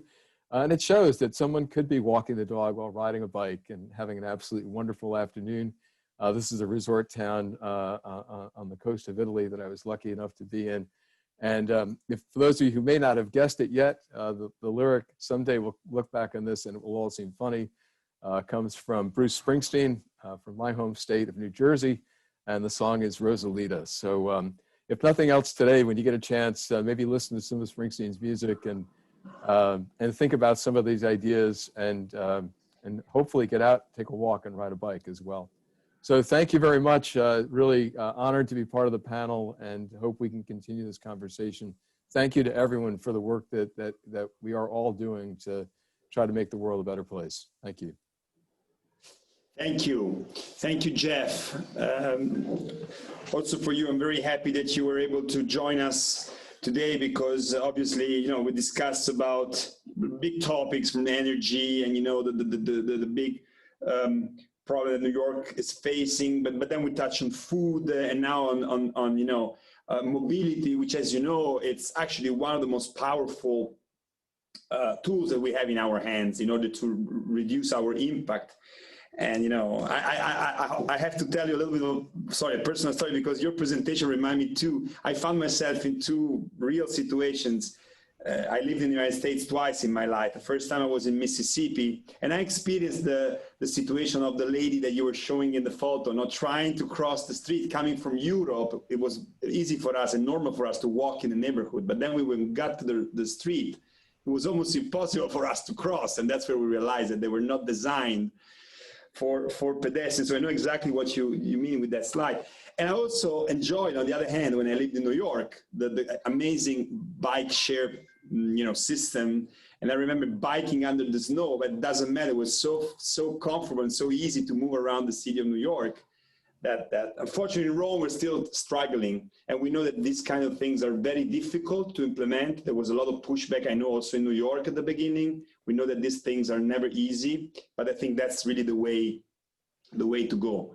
So again, thank you for your presentation. And so now we can actually leave the Northern American continent and land in the southern part of the American continent. And as I said, we have two speakers from Brazil talking about giants. Today we had China, we had the United States, and now we have Brazil, which belongs to one of the largest countries on earth. And Felipe Faria, the CEO of the Green Building Council, again, a friend of us, we met many times in the past, is going to talk to us about an interesting program that the association, the organization is bringing forward with the state of Paraná, or the region, right? Felipe, thank you. The stage is yours. Thank you, Francesco. Thank you for the invitation. I like that you and Mario start saying that as soon as possible you invite us for a glass of wine in Italy. So absolutely, the invitation is always open. Our inspiration. All right. So I will be very quick. So initially, I will talk about this program in south of Brazil, connected with net zero energy buildings, in public buildings actually. But initially, I will show a very short overview about how this topic, net zero energy building initiatives, have been discussed in Brazil. It's right now in the green building movement globally. I think it's one of the hot topics of the movement. And Brazil is one of the countries that are showing some interesting activities in net zero energy building inside the World Green Building Council, where we have presence in 70 different countries. And one of the reasons I used to say that here in Brazil, the green building movement is very active, and with more than decades of a lot of projects, a lot of discussions, involvement of not only private sector, but also public sector, different kind of associations from different segments and sector of the construction industry. So the movement started to gain a lot of maturity and experience in terms of energy efficiency, indoor air quality, water efficiency, materials with low environmental impact. Just to have an idea, one of the ways that we use to show the growth of this movement here in Brazil is analyzing how LEED certification, which is the most famous, incredible certification rating tool for buildings, for green buildings in the world. LEED certified buildings in 180 different countries. Brazil is the 5th largest market for LEED certification. In Brazil, we can say, for example, all the new corporate, high-rise corporate buildings under construction or that was built recently, they are certified or they are in process of certification, all of them. It's part of it's like a demand for this kind of segment. Additionally, we have a lot of logistics center, industry plants, data centers, also museums and public schools, hotels, hospitals. So we have a residential, high-rise residential buildings. So a different typology of buildings. So it helped to make this movement to gain experience and maturity. And recently, a lot of LEED Platinum buildings. And Platinum is like the higher level of this certification. And one detail, the project team, they were achieving LEED Platinum certification without additional construction costs. So as long as you have very experienced project teams involved in projects, as soon as you start to consider during the design phase, consider all the strategies to maximize the efficiency. So you don't have you don't need to have additional cost to achieve high efficient buildings. And then we start to see a lot of the project team using a lot of simulations for energy and for comfort, a lot of building information modeling softwares to support, to involve the different kind of professionals in an integrated design process of a building. So all those details help to lift the technical market in general, and then we start to see a lot of green buildings with highest level of certification without big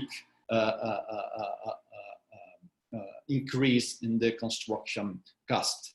So the technique, as you high the technical level of the market, then you start to create conditions for innovations and technology. And then we start to see this recently, the projects certified, they started to use a lot of photovoltaic panels on the roof. One of the reasons, because the technology started to be cheaper compared to years ago. And the other point is that some federal regulation start to stimulate this kind of technology. For example, we have like the federal law for small side renewable energy generation, where you can produce your energy and connect your photovoltaic panel directly to the grid, to the public grid. And then you can use the grid for free, actually. So you don't need to storage the energy. So you need to invest in batteries or additional equipment. So it makes the whole system cheaper. So it was one of the public policy also start to collaborate with this idea of produce energy in order to produce 100% of the energy that you need. So then we created a new certification that called the GBC Zero Energy. It's for buildings that is during 12 months of operation, produce 100% of the energy that they need to operate. We have right now around almost 400 projects registered and also in our pipeline, and from different typology. So we have some commercial buildings, a small one, not the high rise, but the smaller one. Especially this initiative help us to penetrate the countryside of Brazil, to not be restricting the big capitals. So in the countryside, we have a different kind of typology. Corporate buildings, not high rise, but they have smaller size, so they have more roof compared in the buildings that we have in São Paulo, for example. But we have in the looking for zero. We have some offices, we have some schools, universities, small industry plants, logistics center. Coca-Cola is one of them, for example. And then we started with the private sector with a lot of some buildings. But the point that I love this initiative of the net zero energy building, because it's like cover all the cycle of energy in a building. So you don't need to discuss, because in order to have the not technical but also the finance viability, economic viability to be net zero, you need to be energy efficiency. You need to optimize your energy management during the operation. Then you need to generate the renewable energy. In our case, most of them 100% is on site by photovoltaic panels. And also the occupants, they need to be aware, and the occupants need to collaborate in a certain way. So with that, so we cover all the cycle of energy, and this is why I love this initiative. And I think that with that, it's easy for government to strongly propose some high incentives for this kind of building. And then we talk with the government of Paraná Paraná is a state in south of Brazil, south region of Brazil. We write with them, we sign a MOU, a Memorandum of Understanding, where we create the program of the net zero energy public buildings in Paraná, in the state of Paraná. So we sign it with the Secretary of Urban Planning, also the Paraná Cidade, which is like a public company that belongs to the Secretary of Urban Planning, and their role is to audit, to assist, to support, audit all the project from the municipalities where the state government are investing their money. And also we signed this memorandum of understanding with the Fomento Paraná, which is like the local government bank for development. So, and then we create this program, and the program, the first phase of the program includes 212 public buildings. The role of GBC Brazil here is to prepare the projects, energy efficiency and renewable energy project, and donate it for the city halls. The city halls chosen by the Paraná Cidade. And as soon as we donate it to City Hall, the Fomento Paraná grants 40% of the total investment to execute the project, and the rest of the 60%, the money for the project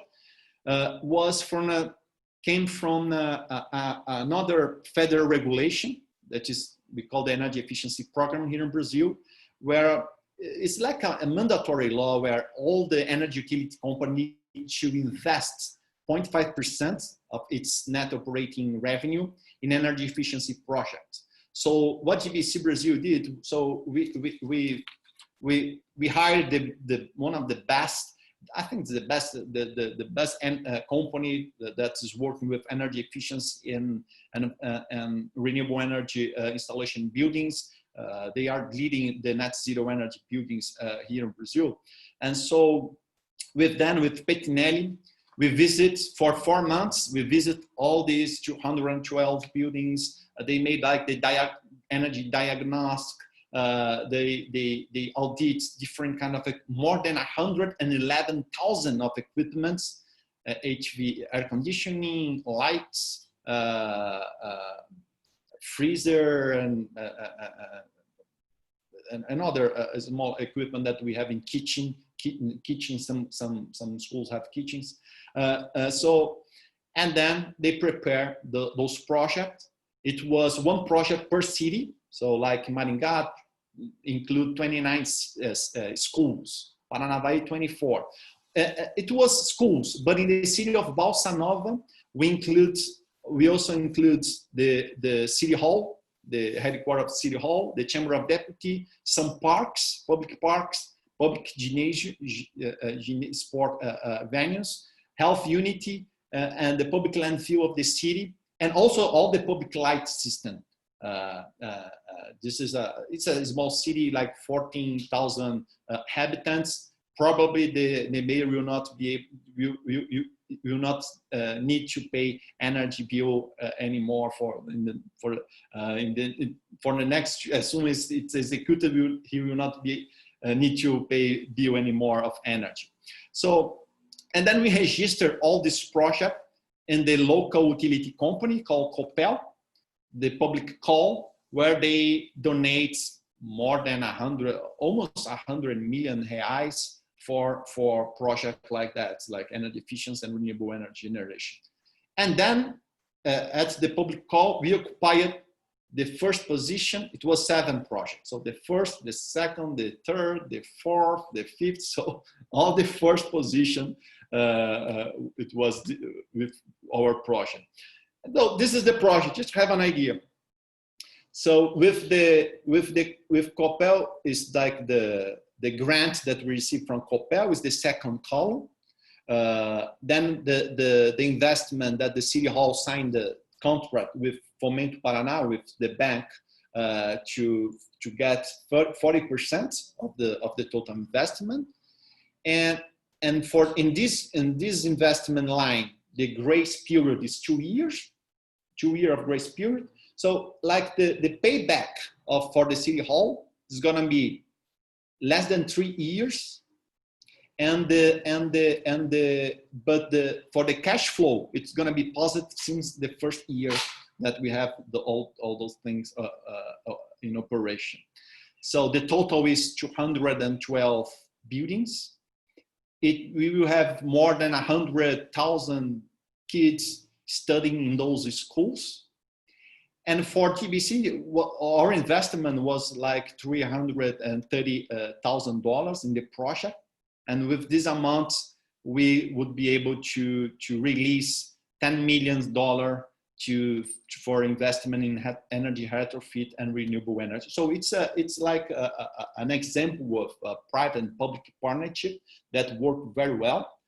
The MOU is still on.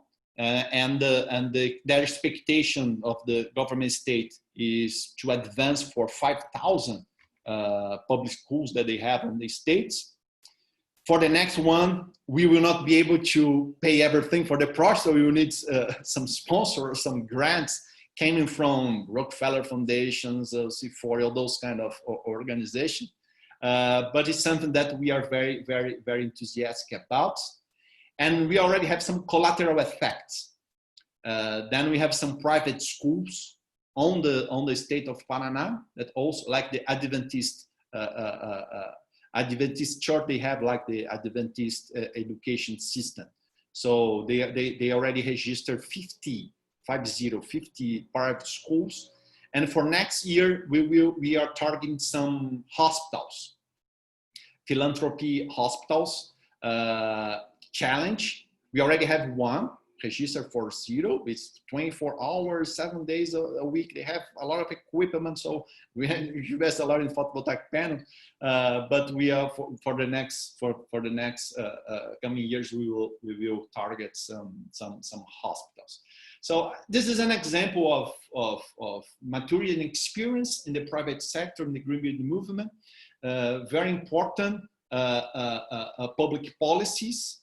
And then the congregations of this partnership that allow us to show a project like that. So this is what I would like to share. Thank you very much, Francesco.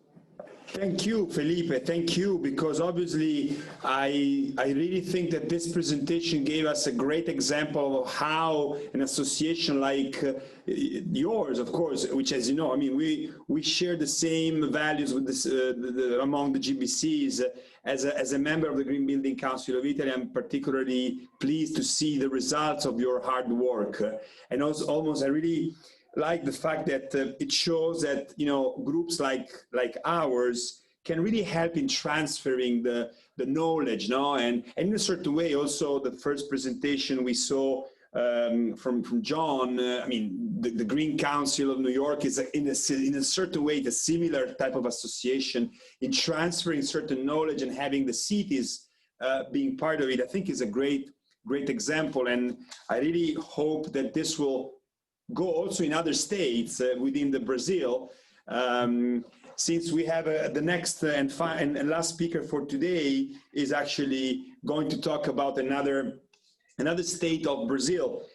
So again, thank you, Felipe, and welcome Dr. Juliano Alves Pinto, who, as I said at the beginning, is serving currently as the Undersecretary for Investment and Value Chain Promotion of the state government of Minas Gerais. Sorry if I'm misspelling it, but I'm assuming, and it's mostly an area, if I'm not wrong, of your country, which is dedicated to mining and extraction of primary resources. And I understand that the conversation now is going to steer a little bit away from the urban regeneration, but this is an area in which there's a lot of urban settlement. And so I'm interested to know what is happening in your region. And maybe you can also be interested in what Felipe and the GBC are doing again, sorry, I'm not so familiar with the geography of Brazil. I don't know if these two regions are really close to each other, but the stage is yours, Juliano. Thank you for being with us. Thank you very much, Francisco. I was very glad to watch Felipe Faria's, my colleague from Brazil, presentation. Very nice to see how Paraná keeps itself as a beacon for every other state in Brazil to follow upon when it comes to environment and everything related to urban development. There's a reason why it happens there. They had a very important mayor who was an architect at that time. It was like 30 or more years ago. I was a little kid at that time, and he has been so influential that even now, even today, people remember Jaime Lerner, and he's still working on environmental and technology and smart cities projects. So it's very nice to see, and it's very refreshing to see projects like Felipe Faria's being presented here. I'm very glad, Francesco and my colleagues, I'm very, very happy to be here. I was actually invited a few weeks ago, but only two days ago was I able to confirm. So I haven't brought any presentation, but as a matter of fact, it's important to mention that what I'm going to bring you guys here, it's actually related to urban development and urban best practices when it comes to sustainability, because we're talking about a state in Brazil called Minas Gerais, which is a translation could be like general mines. It was we're now celebrating the 300 years of the state of Minas Gerais, because it was founded as a gold mine extraction site, very, very big area of gold extraction from the Portuguese crown at that time. So that's why we're so closely related to mining extraction. And what I'm going to talk about here is an activity that takes place almost like within the urban area of the state. First of all, before delving into this subject, I would like to introduce myself a little bit, because I'm actually a career diplomat. It's been like 13 years now. I was Deputy Consul of Brazil in San Francisco, California for 4 years, when I dealt with science and technology innovation. So it was actually 7 years ago when I landed in San Francisco, and that changed my life completely. I can say that I'm a diplomat that takes care of innovation most of the time. And I try to bring my learning experience in Silicon Valley to my work here, working seconded to the government of the state of Minas Gerais. First of all, in 2014, I was actually head of delegation of the Major Economies Forum on Energy and Climate Change. And the subject of that conference that took place in Berkeley was building efficiency.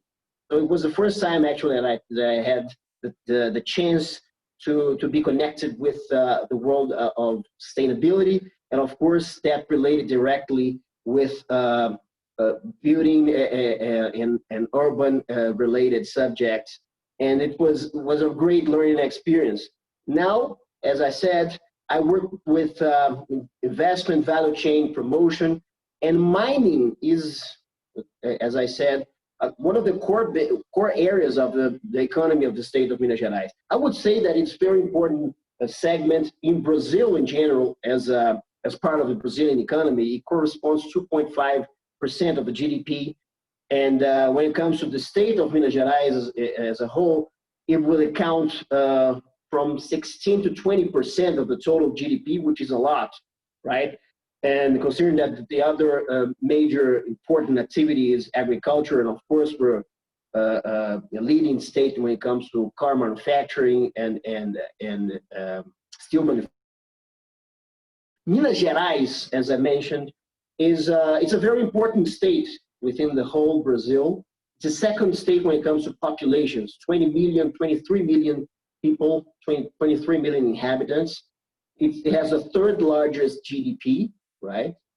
Accounts for 200, let's say $150 billion a year. It has the fourth largest surface area, right? So it's not a small state. It's a little bit, it's larger than Paraná, which happens to be one of the largest states as well. It's actually the #1 state when it comes to solar energy right? We developed a lot in this field over the past 3 years, and the solar index of Minas Gerais, especially the northern part of the state, is among the highest in the world, which is why there's so much potential in order to exploit this kind of segment on clean energy production.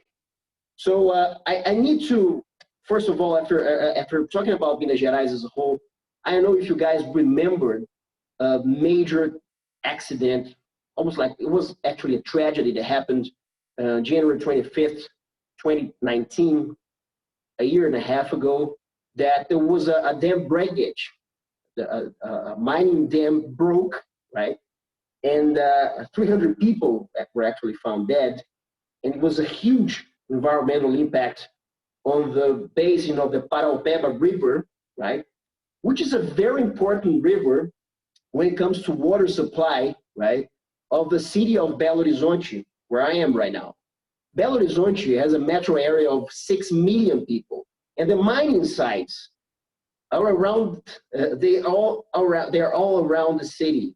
For instance, I live in a let's say in the highlands of the city, right? I have a mining site less than a kilometer away from me right now, right? So it's an urban problem, as a matter of fact. When we're talking about a major city in South America, as it is Belo Horizonte, where the Fiat factory is, right? The largest Fiat factory, the car manufacturer from Italy, the largest outside of Italy is here, right? And when we have mining sites all around, right? It's a very important issue for us.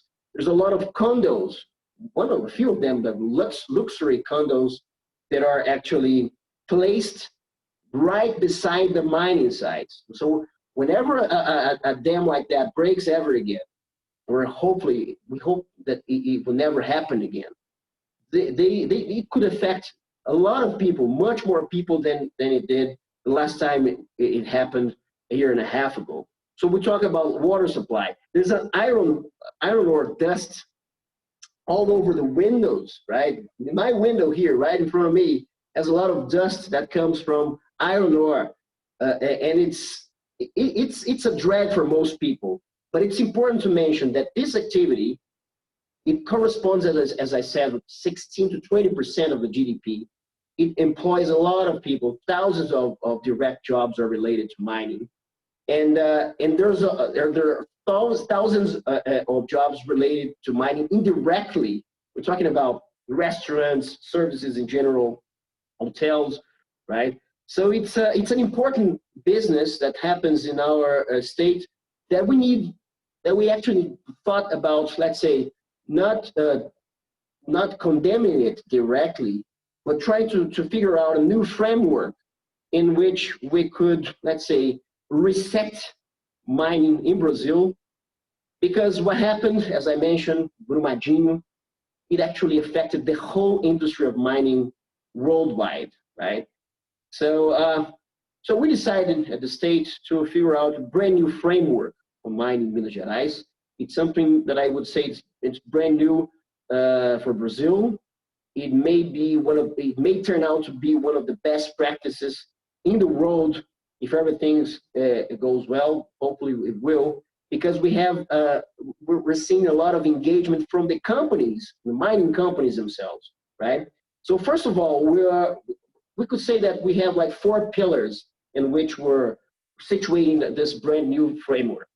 Number 1 would be the state mining plan, right? Which is pretty much a diagnosis of the mining sector and value chain, future minerals, right?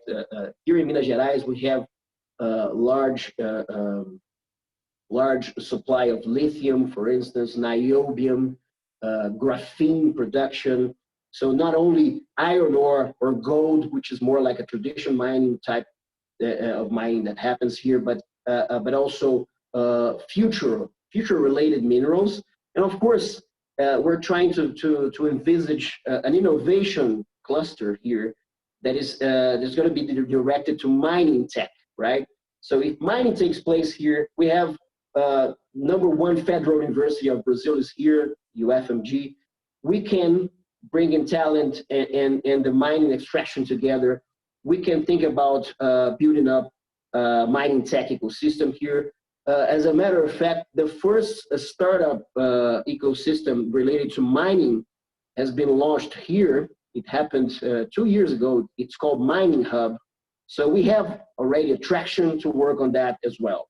The second pillar, it will be the SEA, the Strategic Environment Assessment on iron ore extraction. So I don't know if you guys are familiar with SEA. It's very important when it comes to mining in general. It's pretty much like preparing the territory, right, for future investments and preventing future accidents, tragedies like the one that happened a year and a half ago.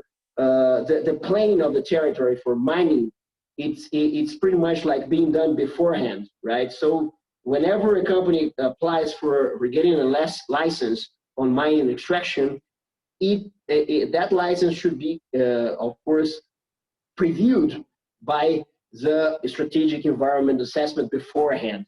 So it was actually in the Brazilian legal framework ever since 1981, but only now it's able to be part of the legislation, as a matter of fact, and coming into force right now. It's very much necessary to have that kind of planning, let's say, dimension for the mining extraction that never happened before. There was a lot of let's say tentatives, attempts to make it happen before, but only now with a tragedy like that was able to happen. The third pillar will be what we're calling the State Plan on Dam Safety, which is let's say it's pretty much like a large framework. So it's a law that was passed on our state assembly.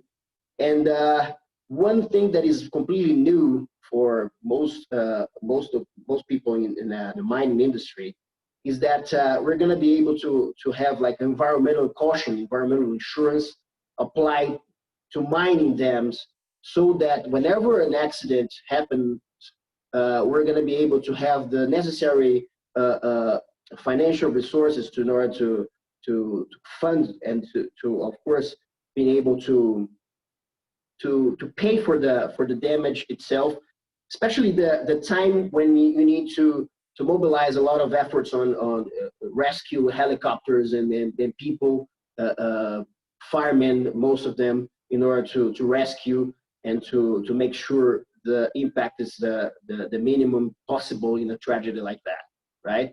The fourth and maybe the pillar in which it's more interesting for us to talk about is an initiative that talks about the reconversion of mining sites towards economic diversification, right?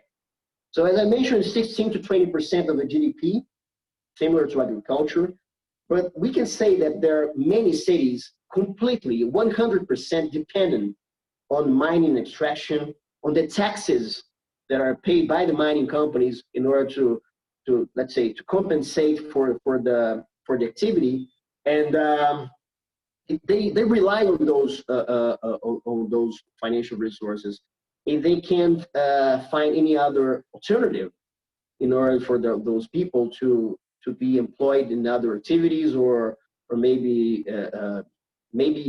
pursue other interests when it comes to economy, right? It's just because there was no effort in order to promote the natural regional vocations of those cities. These cities are very, very close to where I am right now, right? Because where I am is it's called like the iron ore square, quadrilátero ferrífero, right? And apart from Belo Horizonte, which is the state capital, big city and everything, we have like a number of heritage sites, what we call historical cities, in which there's a lot of vocation in order to promote tourism, cuisine, creative economy, and it's like underdeveloped, I would say, because it's not prepared for that, to receive a lot of tourists and explore its heritage as it could be, compared to America, for instance, right? The United States, wherever you go, you're gonna find out something that it's historically relevant, and it's explored in order to showcase itself as a tourism site, as a touristic site, and somehow it turns out to be a major economic opportunity, right?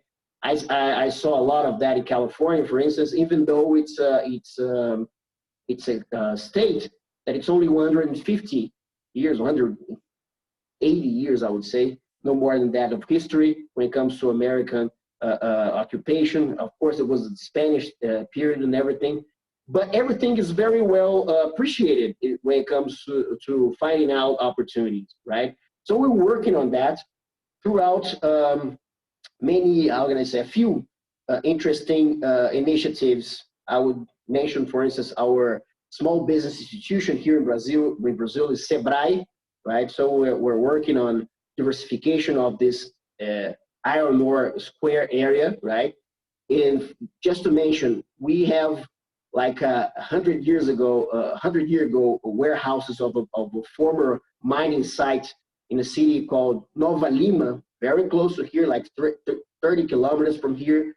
And they will be transformed into movie studios, right? In order to promote live action and animated studios, and somehow having promoting a new usage for this type of facility, right? And a very nice experience that we had last year, we through a program from the European Union called UCLAC, right? UCLAC, sorry. That is a European Union type of initiative that connects provinces or states from parts of the world to related to counterparts in Europe. And we started out a partnership with Silesia in Poland. And Silesia is a former, how can I say, it's a province from Poland. It used to be part of Germany as well as the Czech Republic and Austria a few hundred years ago. And it was closely connected with the coal mining activity at that region, right? And it was an important mining site for Europe in general, right? And we could see a lot of, let's say, progress in converting those mining sites into economically relevant facilities or activities. A lot of effort, let's say, by promoting tourism around those sites, right? And one thing that is important that I saw in Poland, that people are getting back to those to that legacy of mining. They're now feeling proud of that mining past that used to happen in let's say 100 years ago or a little bit less than that. And that is something that we don't see here in Brazil right now. People are now hating mining, and they should be proud of the mining heritage when we can, let's say, by bringing a company and society, everything together, everybody together, we can figure out something that would bring more, let's say, self-esteem to the people, and people becoming, let's say, much prouder of its mining past, as long as it has, let's say, a mining future completely sustainable and safer, of course. And just to mention, I just wanted to mention, sorry, yeah, concluding, right? Thank you. We have a very nice partnership taking place right now with IFC from the World Bank structure, which is called a Share Value Platform, which my friend Juliana Rolla had the chance to present during Remtech this year. And I don't know if Juliana is going to present, but she's entitled to present the Share Value Platform that we're trying to envisage here, and we're doing a lot of progress on that. And the idea is it's really finding out the vocation for these cities to become, to look to the future and see, let's say, other activities to be explored and not only so closely connected and dependent on mining. So this is what I brought for you guys, and I'd like for just last but not least to let's say hello to Jeff also, because I was in San Francisco at that time when Bike Vision took place. It's very nice to see that amazing city like San Francisco is becoming the new Copenhagen. I would say that Curitiba is becoming our new Copenhagen in Brazil. Thank you very much indeed, Francesco and my colleagues, and I'm here open for any questions. Thank you very much indeed. Thank you, Giuliano. Thank you so much for joining us. I mean, it's very interesting, especially the 4 pillar you were talking about this idea of, you know, the reconversion. And I don't know if you're familiar, there is an interesting project here in Italy, which I had the chance to visit years ago. It's in North Italy, where they have reconverted an old mine into a data center, for example. And you know, they're even storing apples. So there are some good examples that maybe we'll be able to share with you. So thank you for joining us, and thank you to all our speakers today. I see that unfortunately both John and Guido had to step out, because now that we live in this virtual world, that people, you know, have to, you know, sometimes there's another call jumping in. And in the meantime, Marco has just came back to conclude the session, which I think was very interesting. Thank you for everybody for being on time. We did pretty well. We're just only 10 minutes out of the schedule. I really appreciate the contribution, and they were just telling me that tomorrow they will be available on the website of the REMTech. And again, Marco, maybe you want to just close, since you are the engine. only two thanks. First of all, Francesco, because I think he is overperforming in every case. So the second one, thank you, Denise, Felipe, John, Jeff, Steve, and Giuliano. Please, thank you. So I hope we defined little pillars, maybe to go and step forward. I invite you to define next days, next weeks, some little ideas if you want to give value to what altogether we can do, and the value that we can perform in general for regeneration strategies. So I think it's time maybe to go. Here in Italy, the sun is dark. Now it's dark. I don't know in Brazil, or maybe. But there's 6 or 7 hours ahead of us, so they still have the day in front of them, I'm assuming. So with this idea that we still have the day on ahead to go on, I think we stay in touch and we define next steps for this. Thank you for joining us, and bye. Thank you everyone. Bye-bye. Bye. Bye-bye.